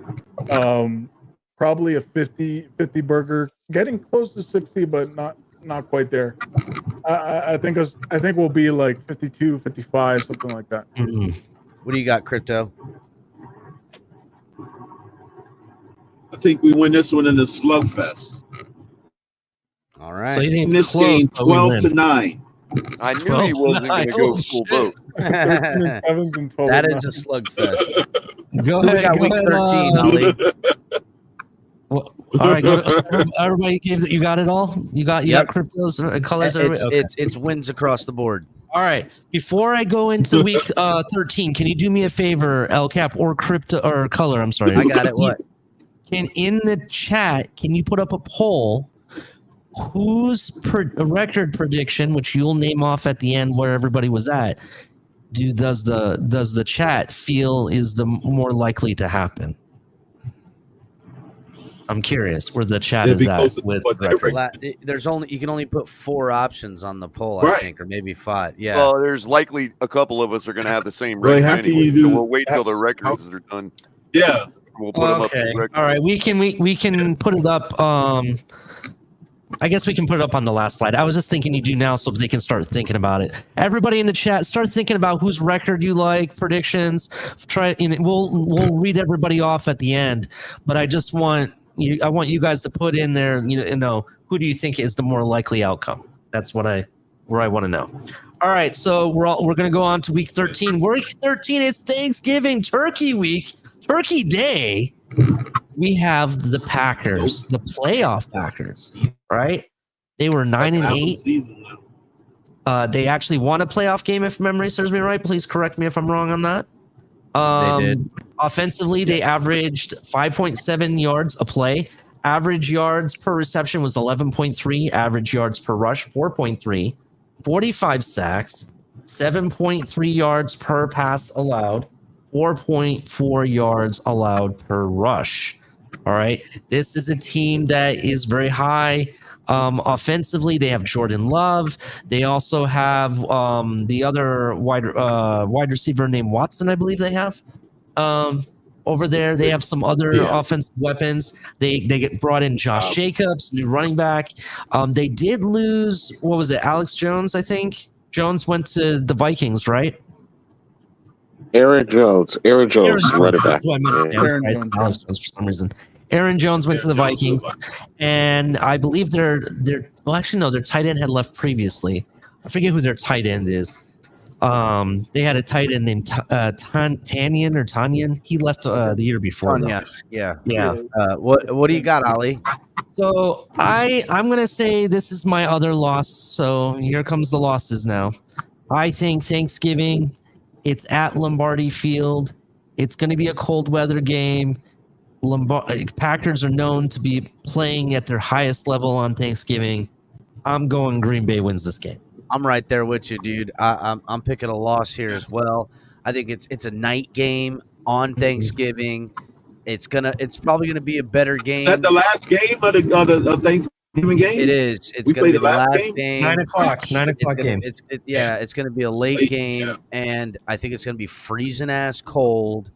And I think the Dolphins are going to come up short. I see a lot of running of the football, minimal passing. It's going to be a dogfight, but I think the Dolphins ultimately drop this football game.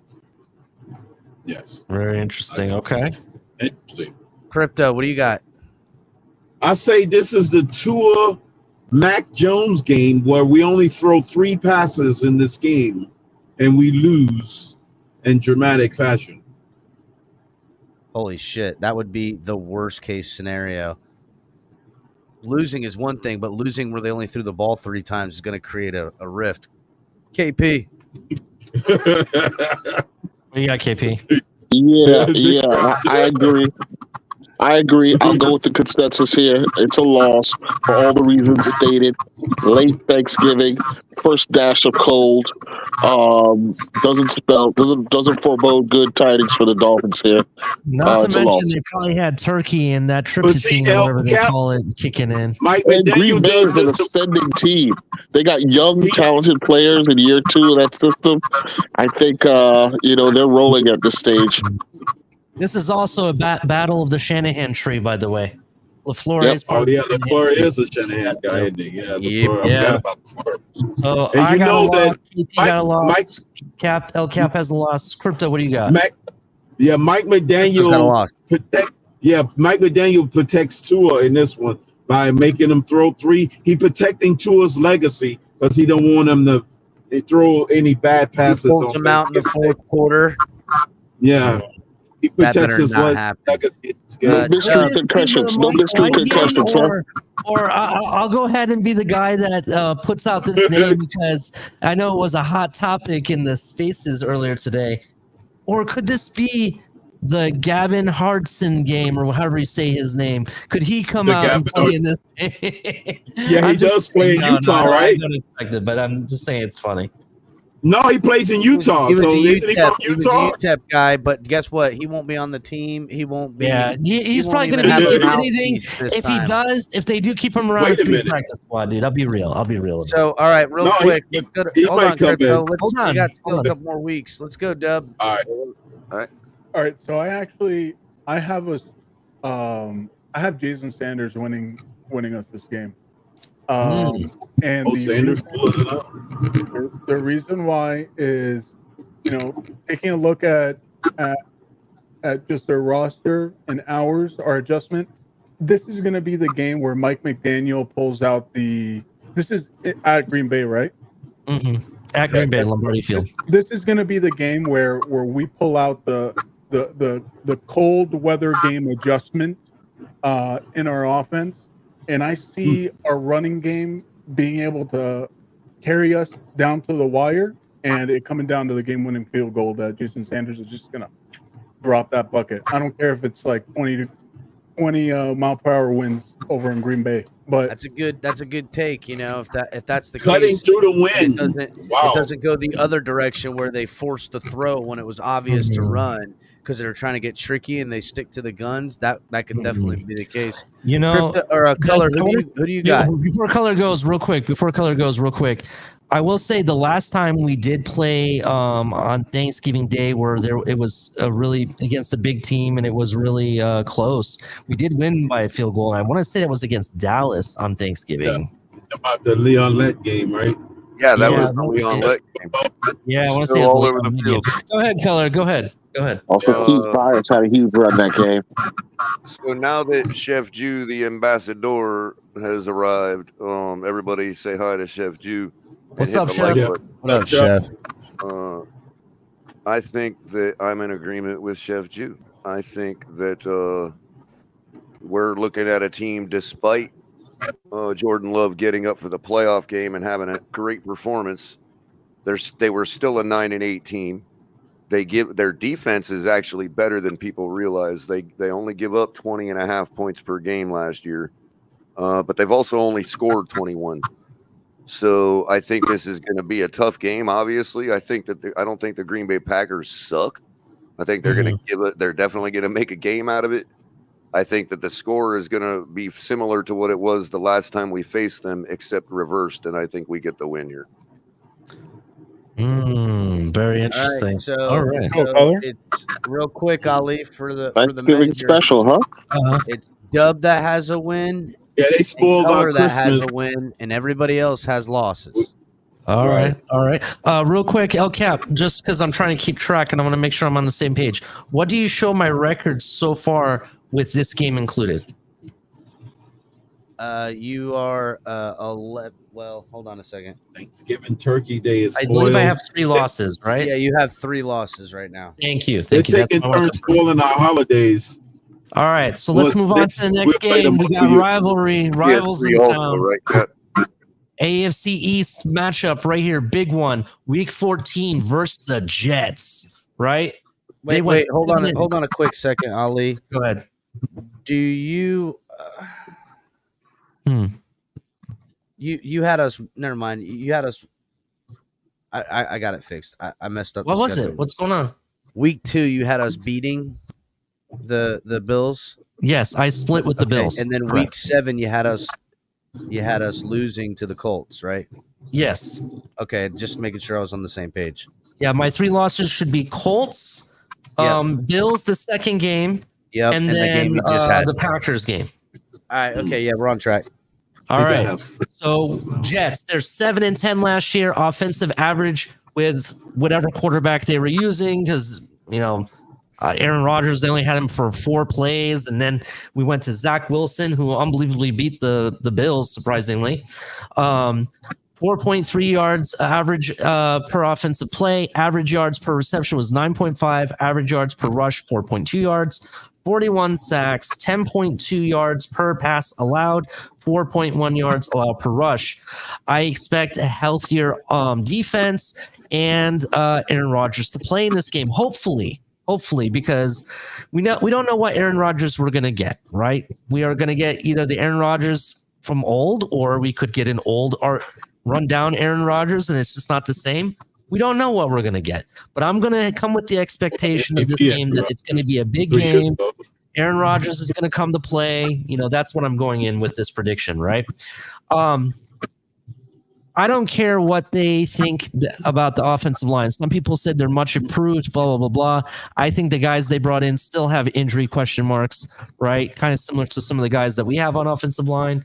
Yeah, but they're worse. I don't believe in Sauce Gardner still to this day, right?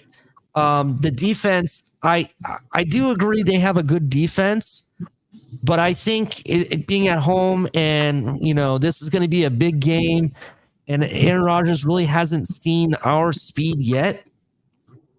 I'm going to tell you that we win this game. That's where I'm at.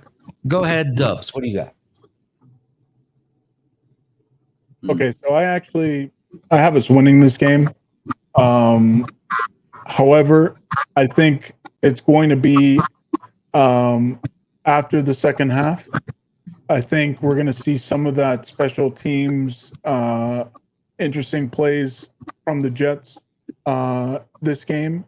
And it's going to be probably like tied going into the half, but I have us like absolutely adjusting and kicking their butt going into the second half.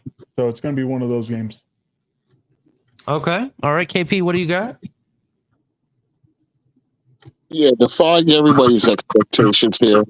I see a shootout in this game in the first matchup between us, the two teams, with a healthy Aaron Rodgers opposing now established Tua Tagovailoa.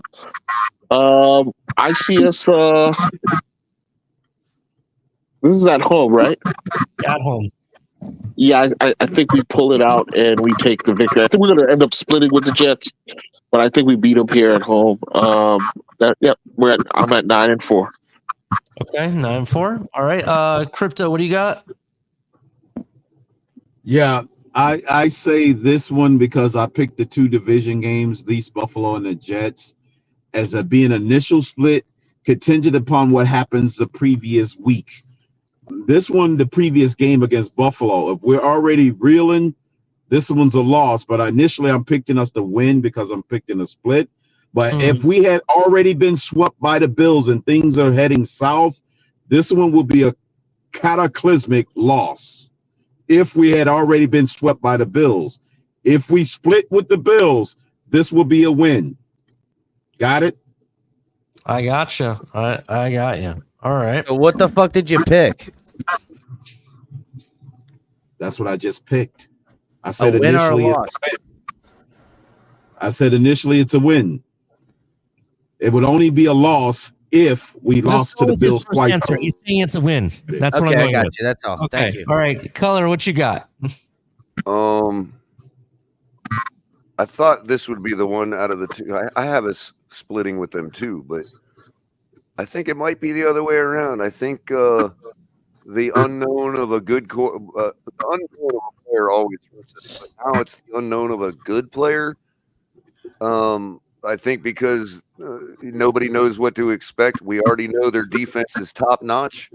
Mm-hmm. Aaron Rodgers with a good defense could end up making things ugly, even in Miami. And he loves playing in Miami. And it's late in the year. It's not going to be super hot. I think we probably drop this one. Okay. All right. El Cap, finish us off. Yeah, I say we win. I say it's going to be one hell of a game. Mm-hmm. and I think it's going to be everything in this football game. But Miami takes the win. Bounce back from the loss where they struggled offensively. They're going to come out and really put it together offensively, and be looking all right. All right. Burrito versus Ken O'Brien. I'm reserving to go first in the New York game. By the way. Okay, that's fine. That's definitely fine. I'm gonna go on to week 15 now.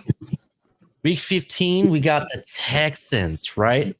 They're 10-7, playoff team, playoff winning team. They did win a playoff game, so shout out to them. They could have won 2 playoff games, actually, in my opinion. Average yards offensively was 6.2. Average yards per reception 12.3. Average yards per rush 3.7 yards. 46 sacks, 11.4 yards per pass allowed, 3.5 yards allowed per rush. Where'd you get the baseball logo? Well, that's their alternate helmet logo. Is it really? Wow. Yes, it is. And actually, I like their alternate helmet. I think it looks fire. Yeah, I think they should roll with that, man. I fucking hate that. I hate that helmet. I think it looks dumb on all their stuff. It looks stupid. That's El Cap. I respect you. The original helmet is fine. I fucking hate it. I'll tell you what, if they play with that shit, we're beating their ass. That's what I know. Okay. All right. Let's keep it rolling though. So here's my take. CJ Stroud, just like I said, came as advertised and showed all you doubters and haters at home what's up. I told you he would be something.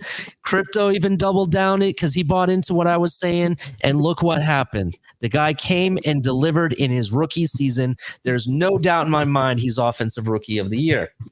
Now, that being said, now you're probably going to be like, look at all. You're about to steal my take, ain't you, Ali? Well, let me finish because this is where it's going. So now you look at their team. Actually, before you even look at their team, you look at what they did last year. He was able to find wins even when his number one receiver went down, right?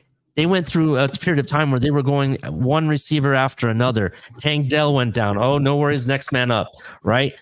They have I think they have a really good backfield now, right? Who still has Damian Pierce on it, who I think is a slugfest running back.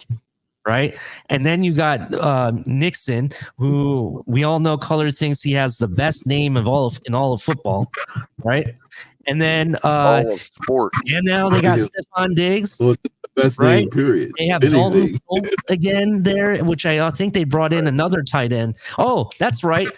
Didn't they get Cade Stover in the draft? Right? Yes. Another offensive weapon that CJ Stroud is very, very capable of throwing. I believe that's where he went. Correct me in the chat if I'm wrong. I believe he went to the Texans. He's a rookie tight end though. You know, he's a rookie tight end, but he's the tight end I wanted on our team because he's a true. They got you talk about a farm boy. Hold on. One thing I know about Big Ten is they always put out tight ends. Always. Sam Laporta went to Iowa. Even who's the 49ers tight end everybody wants over here?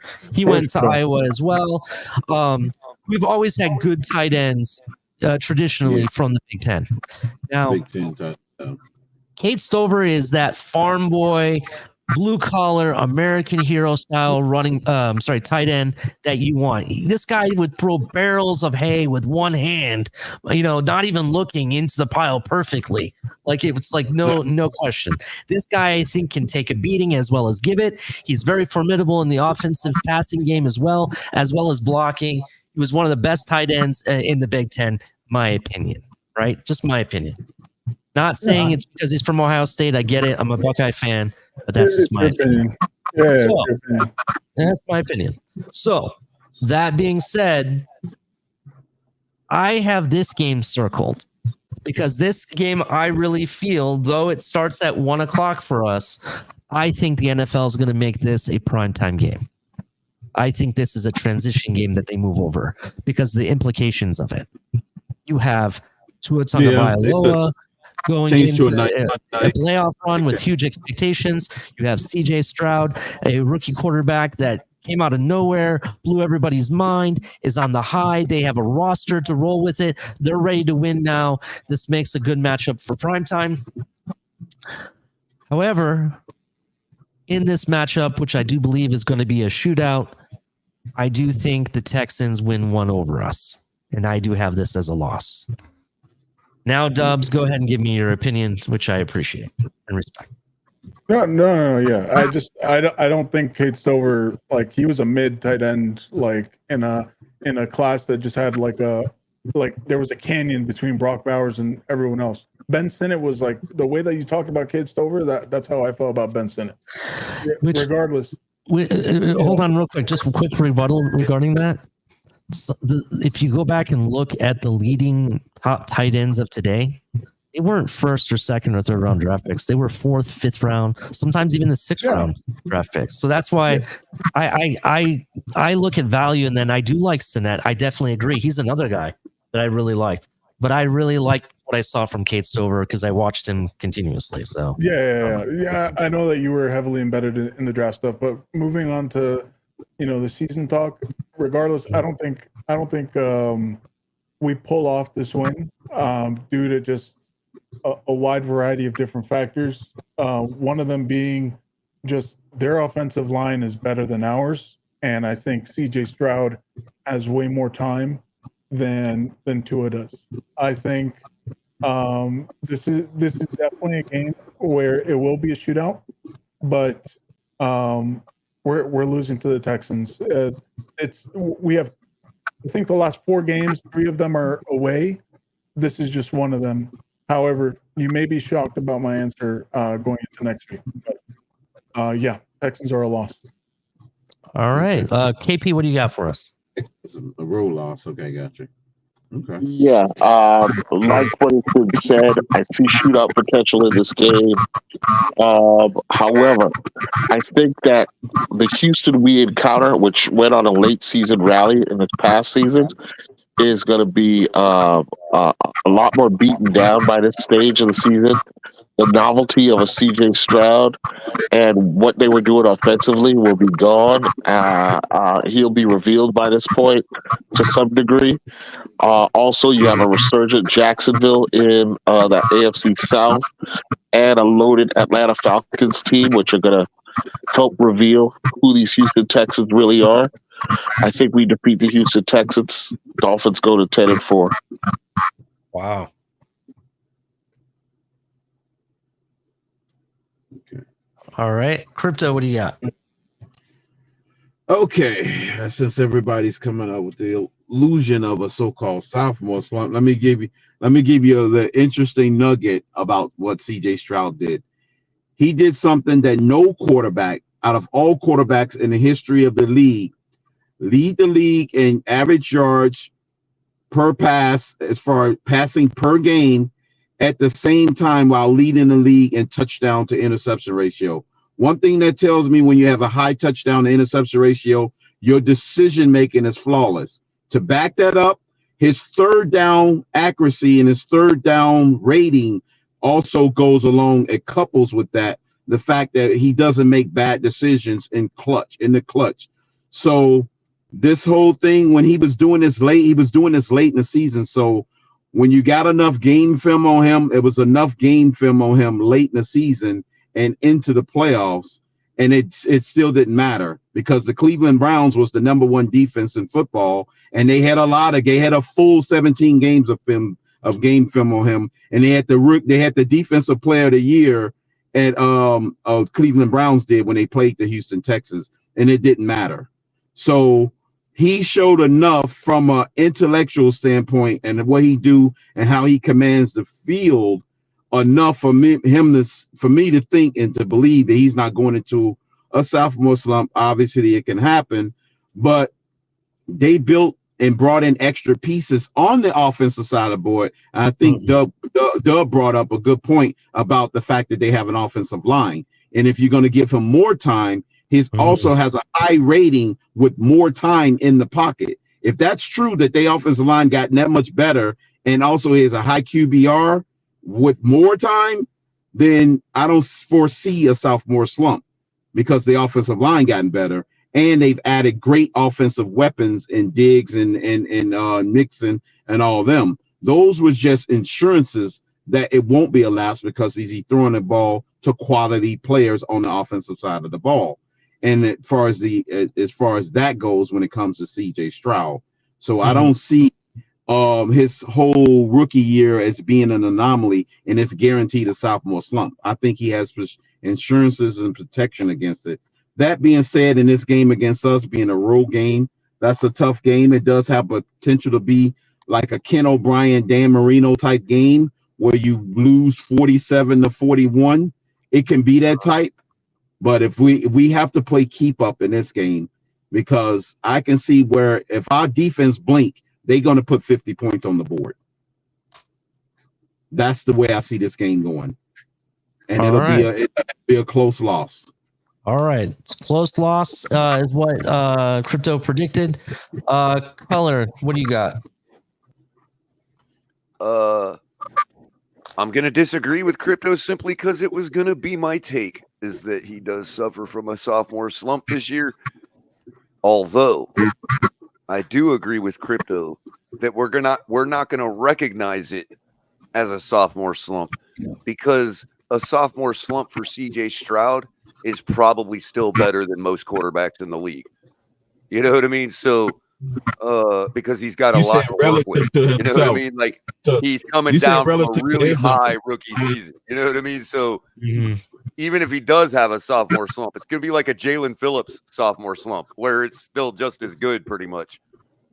I gotcha. It's not like the max high, but it's decent enough. I gotcha. That being said, I'm probably going to make a real cynical take, and nobody's going to like it because we don't like to expect or predict like the worst to happen and all that. But I've seen this story play out for many years in the NFL with other quarterback rivals, rivalries and stuff like that. This is the first year of this whole thing. We're all going to hype it up. Everybody's going to be ready for it. But unfortunately, I don't think CJ Stroud's going to start this game. And it's only because I'm being cynical about how the NFL play and how the game of football is. You know what I mean? And I've seen it so many times in the NFL where this matchup is not going to happen yet. I just for some reason I don't think this matchup is going to happen. You think he gets some type of injury or knock in the previous games? Is what you're kind of saying? Well, the Houston Texans have a really tough division this year. The Colts, the Jags, people forget, with a healthy Trevor Lawrence, the Jags were owning that division. But there was no separation between them, though. That's what I know, and that's what I'm saying. Doesn't matter. Those teams all of beat their each other up, though. Are slobber knockers, right? But the maximum. But the thing is, if each team split, the max you can win is 3 games in that division. Right, you still have to but I'm win just saying that these are all 3 of these teams, including you could say the 4th Tennessee Titans. Even they're all really physical teams, man. And I know that the way CJ Stroud plays, part of his gift is also going to it's just like Deshaun Watson. Part of his gift ends up being his Achilles, not no pun intended. You know what I mean? Or actually pun intended, because I don't mean the actual Achilles tendon, but I don't know. I just don't see this matchup happening. I think it's a very interesting take by you that he might not even be there, and that would just be something we see in the NFL all the time, right? I could only hope that it would be something small that just holds him out that game. I'm not wishing for anything on this man. I think he's got a great future ahead of him, and he's like going to be a star. You know what I mean? For the record, Ali, lost. Well, he will only miss if he's injured. He won't be missing because. And I think because of that, they're just not able to overcome losing that quality of a quarterback. Go ahead, El Cap. What you're saying? I was going to say everybody has losses up to now, other than KP who has a win and Color who has a win. I myself, this is a tricky game because I don't know about a loss. He just put the injury element in there. Then I have to back up and change some of my victories then. I'll have it as well. No, we're not doing that. Again, If I'm adding that coach losses, that Crypto, coach you're game is going on for definitely a loss. 3.5 hours. I'm trying to get this bitch done with. We got 2 weeks. Yeah, we're left. almost done. Fuck up out of here. No, I get that, but I'm just saying if we add in the injury element, then the coach We're not losses, adding injury element. Color, stop it with your elements. Let's then say we're not this, winning right? the coach game because Tua Well, I won't be didn't present. say injury. Holy fuck! You Okay, know what? let Crypto's right. Captain Let's please start land. Go ahead. over. Crypto, give us your picks from 1 through 14 with injuries involved now. Please Go don't. ahead, Please Crypto. don't. I want to continue. Yeah, Please. obviously not. Please don't. All right. Okay, all right, okay. It's let's easier for me to move it. retract it. I can find a way for us to win. No, even if Color, CJ don't. Stroud's playing. No. We don't need No, to- don't change it. Don't change it. El Cap, No, just give your I'm take, not. please. I'm not. What I'm saying is I can find a way for us to win with CJ Stroud still playing, is what I'm saying. So if you want me to do that real quick, I No, can. we don't want that. I get you. We got Jalen Phillips and Bradley Chubb. CJ Stroud could be shut down. We still get the dub. Okay, So- all right, fair enough. Go ahead. To me, I'm picking this game as a loss. I also believe that, this is the game that if they won, this is a make or break game. Looking back at the end of the 2024 season, this is the make or break game. This is the game that, Yes, December 15th. it's already. the game that if they win, probably puts them, number 1, number 2 in the AFC. If they lose, like I predict, it sets up for how I got the rest of this playoff. So I have them down as a loss. All right, go ahead, Ali. Week 16. All right, week Only got 16. 3 I'm more going weeks. first. I demand to go first on this. So week 16, we are playing the 49ers at home. And I already know what the pundits are saying. There's no way the Miami Dolphins beat this offensive juggernaut that includes Deebo Samuels, Brandon Ayuk, whatever quarterback they want to play with. And then McCaffrey is there. George Kittle is there. I get it. They got Nick Bosa, the better, stronger, faster, better Nick Bosa on that team. They got some defensive linemen that are really good, well-coached defense. This is the OG Shanahan tree coach, the original, the actually authentic, since he's part of the same bloodline.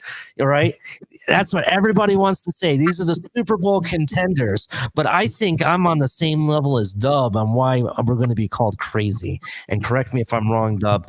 But I think this is Mike McDaniel's Return of the Jedi. This is where Darth Vader kills the Emperor. And this is why I'm going to tell you this why. There's no way in hell this game has not bothered Mike McDaniel last season. I bet you anything that he's been thinking here, what is it about the goddamn West Coast that I can't fucking play in, right? He's probably thinking about it. He's probably sitting there thinking, shit, I had them, first play of the game, freaking Tua didn't even throw to Tyreek. He threw to somebody that's not even on this team anymore, and he ran into the house. Why couldn't I continue to do that? Guess what I did last season? I retooled this offense. I went and got myself a running back who's hell damn good, and I made sure those running backs were played into my system. I'm not going to make the same mistake twice. I'm going to come to play. This is the stamp. This is the stamp of my legacy. Mike McDaniel slaps Shanahan on the face and walks away with the dub. Take that, Dub. Take it away. Well said. I think this game is a career definer for Mike McDaniel. This is our in-season Super Bowl. Agreed. And overall, I don't think that the Niners can cover the amount of tools that we have at the moment. And hang on, before you say this is blasphemous, let me just land. I think at this point in the season, we're towards the latter half. Names like Malik Washington are going to start popping up. OBJ is going to start essentially getting more involved with this offense. This is the latter half of the season. This is when OBJ kind of like turns on and he's like, playoff mode. You can't double cover Jalen Waddle, Tyreek Hill and OBJ or a Malik Washington, and then account for the run game. This is McDaniel's ultimate test, and it's also Tua's ultimate test as well. I think if players are on the team and they have a bruised rib, like they hide that shit and they try to find a way to get into this game. It's that important. It's at home, and if things go well, guys, and we essentially are able to get home games for the playoffs, this is basically a test of like, if we were in the big game, how will it look like? This is our shot, and this is a statement game. I have us coming out with the win here. I have it. What did I write down? It's going to be one touchdown, a touchdown difference. All right, thank you, Doug. 31-24, something like that. I got an even crazier take than both of you. I got the craziest. I'm going to make the craziest take than anybody can make. Go ahead, Color. Go ahead. I think if everything's right and everybody's healthy and all that stuff, like we're just talking, like Crypto said, no injuries, we're all full speed ahead, right? Mm-hmm. Given that the last time we played them, even though Tua played like garbage, as I told you all, he actually played better in that game than he did the Chargers game that year. Okay? Less was on Tua in the 49ers game. You had a big-time cutback run for like a 45-yard touchdown by Christian McCaffrey. That can't happen. Okay? But the point is that even though we lost and all, it was embarrassing. It really wasn't as bad score-wise. It wasn't insurmountable. And I think going into the second time we faced them, there's a lot of things we did, a lot of players we don't have anymore, a lot of better players we do. And I actually think we roll this team right here. I think we win by 25. Wow. Okay, that was kind of crazy. I was like, okay, it's not so crazy so far. And then you said that. Wow. Okay. All right. I like where your mind is. I just think, just doubling down, I just think that Mike McDaniel has thought about this game, and I think he has it circled, and I think he's going to want to make sure that he stamps his legacy with this game. So we could go into that game with one win on our season, still rolling this team. All right, KP, what do you got? Yeah, sadly, I got a loss. I got a repeat of last year. I think that San Francisco defense hasn't gone anywhere. They're just going to be as formidable here. In a tough late season matchup, I see San Francisco taking. I think I'm at 10-5 now. It'll be really interesting which version of San Francisco we get, because, I didn't think that Ravens had a prayer when they went up against the San Francisco 49ers, and look what happened. So we have a better offense. No. I'm gonna stop you right there. 'Cause I was the only one in his fan base reiterated time in and time again what Lamar Jackson's record was against that conference, and I said it was gonna happen because of the trends and how they match up and how John Harbaugh team matches up against that conference. I predicted the Lamar Jackson. If we're gonna give Lamar Jackson, it's gonna be for beating NFC teams for sure. Not being you. I was saying that well in advance, week before, on everybody's stream, that was hoping that the Ravens would win so it could be better for us. And I said, no, pump the brakes. We talk about Lamar Jackson and the Ravens here. He don't lose to that conference. And I was saying, that's his superpower, Crypto. That's his superpower. He don't lose to the NFC. Yeah, that's definitely true. All right, Crypto, what's your prediction? Are you with KP, or you think that we could pull it out? What do you think? Well, KP, well, listen, everybody know my disdain for the 49ers, but I'm not going to let that cloud my judgment when it comes to this game.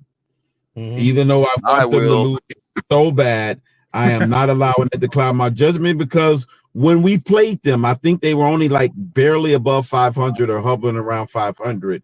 And we allowed the Brock Purdy era to start when we was dancing and parading around when Jimmy Garoppolo got taken out of that game. That means we're the only ones that can close it. when we launched the Brock Purdy era and he went full steam ahead with an AFC Championship game and a Super Bowl or the very next season. So yeah, we let that genie out of the bottle, and there's no way to return that genie to the bottle based on their defense. And I like to call us, I've been coining it for the last several days now, we're nothing but the bootleg version of them, to be honest with you.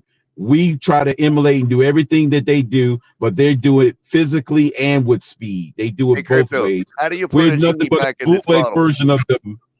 So by us How do you being the put a genie bootleg back in version, this bottle? You wish don't- with your last wish, you wish that he puts himself back in the bottle. well, that bewitched is not going to happen though. I'm saying, I'm just saying that this is a gauntlet that's coming down the stretch, because I probably would have already did my deja vu episode yet again, like I did last year after the Commanders game. I did a deja vu episode. We will be well into the deja vu phase of this season at that time, so it continues, and the pupil still is under the thumb of his master when it comes to Shanahan, even though I don't like to admit it because I hate the Niners. But we're just a bootleg version of them until proven otherwise. This basically is our Ravens game last year. Man, bootleg always gets you way drunker, man. This is the outcome of this game. So it will be the Ravens game, something like 56-12 or something like that. All right. El Cap, I say quickly, Dolphins win. Fuck all that bullshit Crypto just said. Dolphins win. Damn. Let's go. Yeah, I guess me and El Cap and Color, or me and El Color and Dubs convinced El Cap. All right, we'll move it on. Go. Let's go. Real quick, I'll close the statement I'm not on that convinced. 49ers win. Is that's the game the Dolphins blow their stoke on. Okay. Yes, sir. Right. All right. Very interesting. We're So screaming week Super Bowl What the 17. hell is Now- that, Ali? This is the Browns mascot, Brownie the elf. Don't ask. I don't know how it started, but this is their mascot. That is Don't the ask. dumbest thing I've ever seen in NFL. They actually, for a game, I think it's the game where they wear the retro jerseys or whatever. They actually put this in the middle Why don't of they just use the dog? Why would they just go to an elf? That's Right. crazy. Don't ask. I have no idea. So Looks like their an old record dog. was 11-6, offensive average 4.6 yards, average yards per reception 11.3, average yards 3.9, 49 sacks, 10.3 yards, 4.3 yards allowed per rush. Now, I want to preface it. A lot of this offensive and defensive stats was came with a lot of injuries that they suffered, being the fact that they lost Chubb, one of their main running backs. Not to mention Deshaun Watson didn't play for more than half the season. And various other They injuries. had 4 different quarterbacks, Ali. They're the only team that won double-digit wins with 4 different starting quarterbacks. Exactly. Which, shout out to Joe Flacco, comeback player of the year. I have to tell you, I was very impressed. You did very much Joe Flacco things. Hold that one. Are positive, right? Yes, you did, Color. So thank you. So anyway, that being said, you're getting Chubb back. You're getting, a lot of their injuries that they had. Those players are coming back healthy. This is towards the end of the season, so they could be banged up by then. I'm gonna call this game as if Deshaun Watson is playing. I think after winning against the 49ers, the Dolphins have one of those moments where you call it being a hangover after winning the Super Bowl. I think we drop this game. The hangover game. Yeah. Dub, go ahead. That's interesting. So it's gonna be late. It's gonna be cold in that game, but yeah. I actually agree. I have us losing this game. That's it. Wow, almost the same thing I just said. All right, KP, what do you got?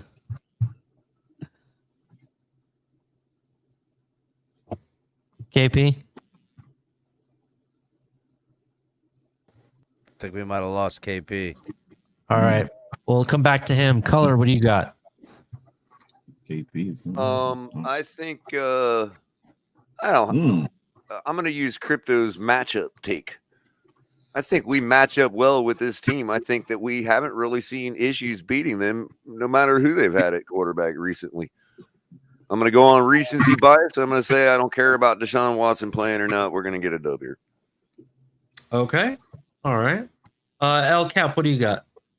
I got us losing this game. It's going to be fucking cold as hell December 29th in Cleveland. It's going to be freezing. I think we're going to lose this game. I think that Cleveland defense and the Dolphins. This may be a snow game because it's going to be right there on the lake. Their stadium is on the lake. It's going to be a snow game. I believe it's I believe it's a later game too, if memory serves. I don't know. This game, it's a Sunday night game. It's at 8:20. Yeah, it's gonna be really. It's gonna be so fucking cold. The offense is gonna struggle. They blew their stoke against the Niners. They lose this game. All right, Crypto, what do you got? I would say this and match up in the other direction. Mother Nature. And I would be miserable because I'm going to be stuck in Cleveland because it's going to be about 49 inches of snow. I won't be able to drive back home after a loss. And we're going to probably score 3 points in this game, fellas. So buckle up. Yeah, this is going to be a bad game, I think. It's gonna be brutal.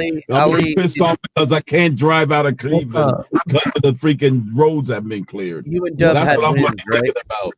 Dub has lost. Dub had a loss and you had a win, Ali. I had a loss too. Oh, so everybody's losses except for color so far. Okay, just making sure. I said if you're beating 49ers, you're coming off of like a Super Bowl kind of win, in my opinion. Yeah. And they're gonna be like hangover, and like let shit to bed here. KP, did you ever get an answer? It's gonna be a snow event. KP, do you have who do you have? The Browns. Oh, no, I'm here. Yeah, for the Browns, I think we have a 2-week slide here. Down to the Browns. I see a resurgent Brown team here this season with Deshaun Watson leading the way for that team. Doesn't work out for us. Looks like a late season slide at this stage, losing 2 weeks in a row when it hurts. I got us losing. All right. So everybody's losing except color. Yep. All right. Week 18. And you have to add that I'll be miserable and I'll be stuck in Cleveland. I'll be marking this game because everybody picked a loss except for color. So if color's right, we all can go get sign our sorry letters for doubting. I ain't signing shit. Fuck all that. No, he's not gonna pave the roads. I'm not signing nothing if he ain't paving the road. All right, let's move on to the last game. Hey, everybody in the chat, if whoever's still watching, make sure you hit like and subscribe. Turn on notification bells if you haven't. Put in the chat with our last takes here on whose record prediction do you agree with, which we'll read off at the end. So let's get on to Week 18. Week 18, we are at the Jets, right? We're at the Jets. I said they were going to win. We would win in the last game because we're not sure. I think we pull it out. You should have put a number 12 on the fuselage. Yeah, wait, you had a splitting with the Jets or losing the first game against them? You did put a 12 on the fuselage.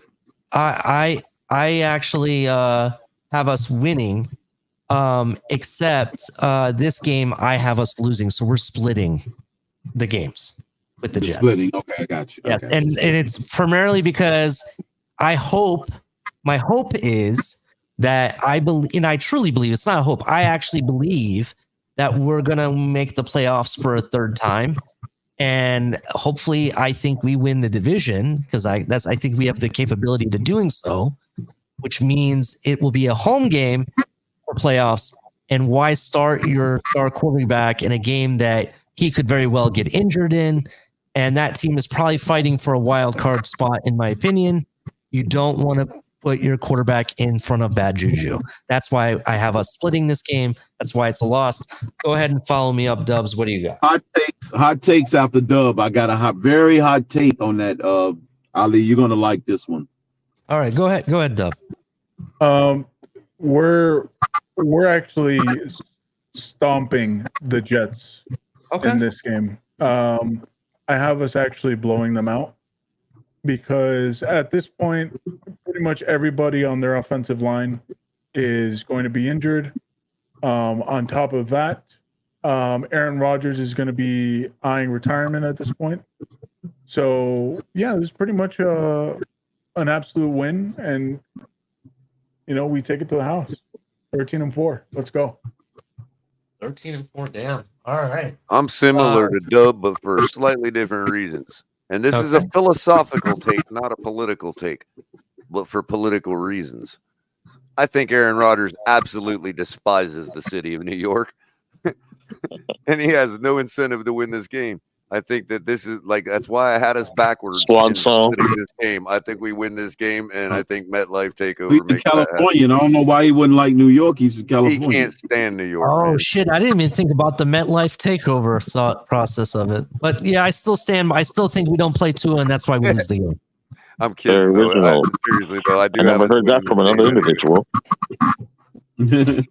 I think the Jets, for whatever reason, don't have anything to play for by then, good or bad. No matter what the reason, and we probably win this game. Okay, so so far I believe Dub and Color have wins. KP, what do you got? I'm going to save Cryptos for last because he says it's a super hot take, so I need to know. All right.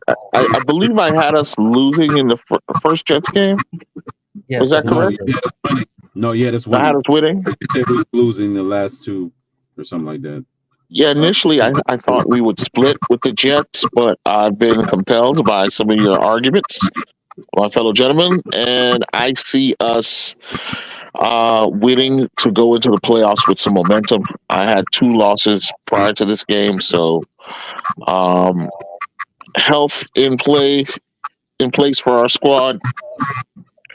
We enter the playoffs vibrantly, to quote my brother Q-Tip, and we take the victory. Yeah, take them 12-5 for the season. Cav, what do you got? I have the Dolphins losing this game against the Jets, who have everything in the world to play for. Dolphins will have a playoff berth locked in. There may or may not be incentives, probably something eerily similar to we get home field advantage, or we're a wild card team type of thing with this final game of the year. There'll be stakes on it, but not as much stakes as it is for the Jets. And this probably puts the Jets at a 9-win just to sneak in or stay alive in the wild card race. It's a game to be determined. So that's how it'll shake out. All the marbles could be riding on it for the Jets, while the Dolphins, although marbles are riding on it, it ain't even half of which, you know what I'm saying?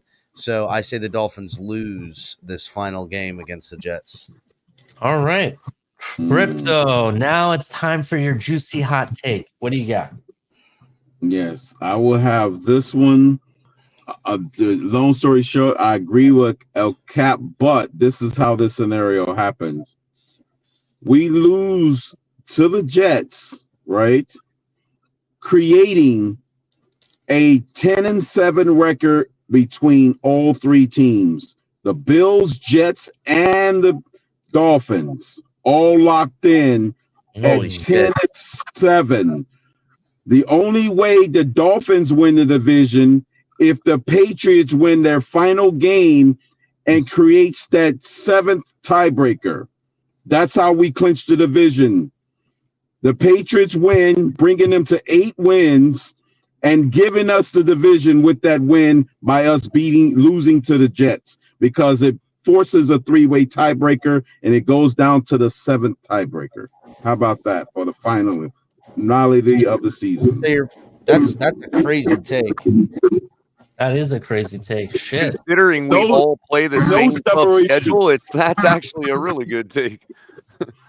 Yeah, what the prediction, right? That's basically damn. That is really I crazy. mean, let's be real. That's a hot AFC take. has the toughest schedule this year, pretty much. Ali, like, what all would four of us. That's how we do it. you That's got how we a do vision, it right, in the Ali? division. Oh, hold on. I have us losing this game. Right? No, I have So I have that's some a big predictions. drop. But my reason for us losing was only because I feel if you've already made the playoffs, which I know I'm very confident that's what will happen by that game, that there's no reason to play two and put them in harm. Dolphins are going to kind of mail it in and So go you're saying get their just guys sitting guys. healthy. I'm saying that, probably eerily similar, but I say that the Jets are playing for everything under the sun. No So Mike right now, White real revenge quick- game? No Mike White revenge game if we've locked everything in and sit to it? Nope, that's not happening. So real I would quick, say That's because Skylar Thompson's going to start over Mike White and score touchdowns. I'm messing around. Fucking remember how we made the playoffs when we won. We would actually win the division, make the playoffs while still losing the last game of the season. So here's everybody's record predictions right now. Coming in at the bottom is Crypto with a 10-7 record with his bold three-way tie prediction. Yeah. Then we have a three-way tie in our guys. KP, myself, and Ali all have 11-6 records for the Dolphins. Mhm. And then you have That Dub was coming my in flash. with a 13-4 record, and with the best record out of everybody, color commentary picking the Dolphins to go 14-3. Damn. Wait, did I do that? I thought I had a fourth loss, man. No, I was bet you going didn't for have a 13-4, but if that's what it is, I talked it all out. Color, That's you what it do is. 14 and That's 3, what I You bro. expect. did talk it all out. That's what we just did. And I will have to say thank you He guys. changed the last one. That's how it ended up being 14-3. I The will last say Jet game was thank you what guys made it so much for partaking in my PowerPoint and my rundown of the schedule and prediction. Everybody in the chat, who do It you was a think pleasure. your prediction is? Who do you agree with? Do you agree with me, KP. and El Cap, or do you agree with Color or Dub, or do you agree with Crypto at 10-6? Who do you think has the more likely outcome? I truly think we're going to go 11-6. I think anything above That was 11. my prediction last year, Ali, and I was spot on. But I think that's where we're at. Oddly enough, out of all the predictions, nobody picked 12 wins. We had 10, 11, 13, and 14. 14, Yeah. nobody picked 12. And Dub, I think Lewis would have picked 12. I think his early predictions was 12. All right, well, I just want to say for the Saturday, record, Ali. this is me being the most positive and hopeful for our team at 11. I wouldn't be surprised if we I fell was short of there. that. Hey, Let me, KP, I took our average, KP. We were 11-6, I predicted, and we were 9-8 one year. So I went right down the middle, 10-7. That's our average. Yeah. Yeah. I basically All right, what Vegas did. Everyone, make sure you hit like and subscribe. Turn on the notification bell. Check us out. We'll have another episode next Tuesday or Wednesday. I have to figure out with Tonk when he's okay with me having the show, because I don't want to do it on the same day. So we'll be talking more about OTAs, the aftermath of OTAs, what to come, what to expect, and maybe some predictions of some moves that can be made after June 2nd. So definitely shout out to that. Make sure you hit like and subscribe. Turn on the notification bell. Make sure you put in some comments below. We'll see you all next time. Fins up. Yep.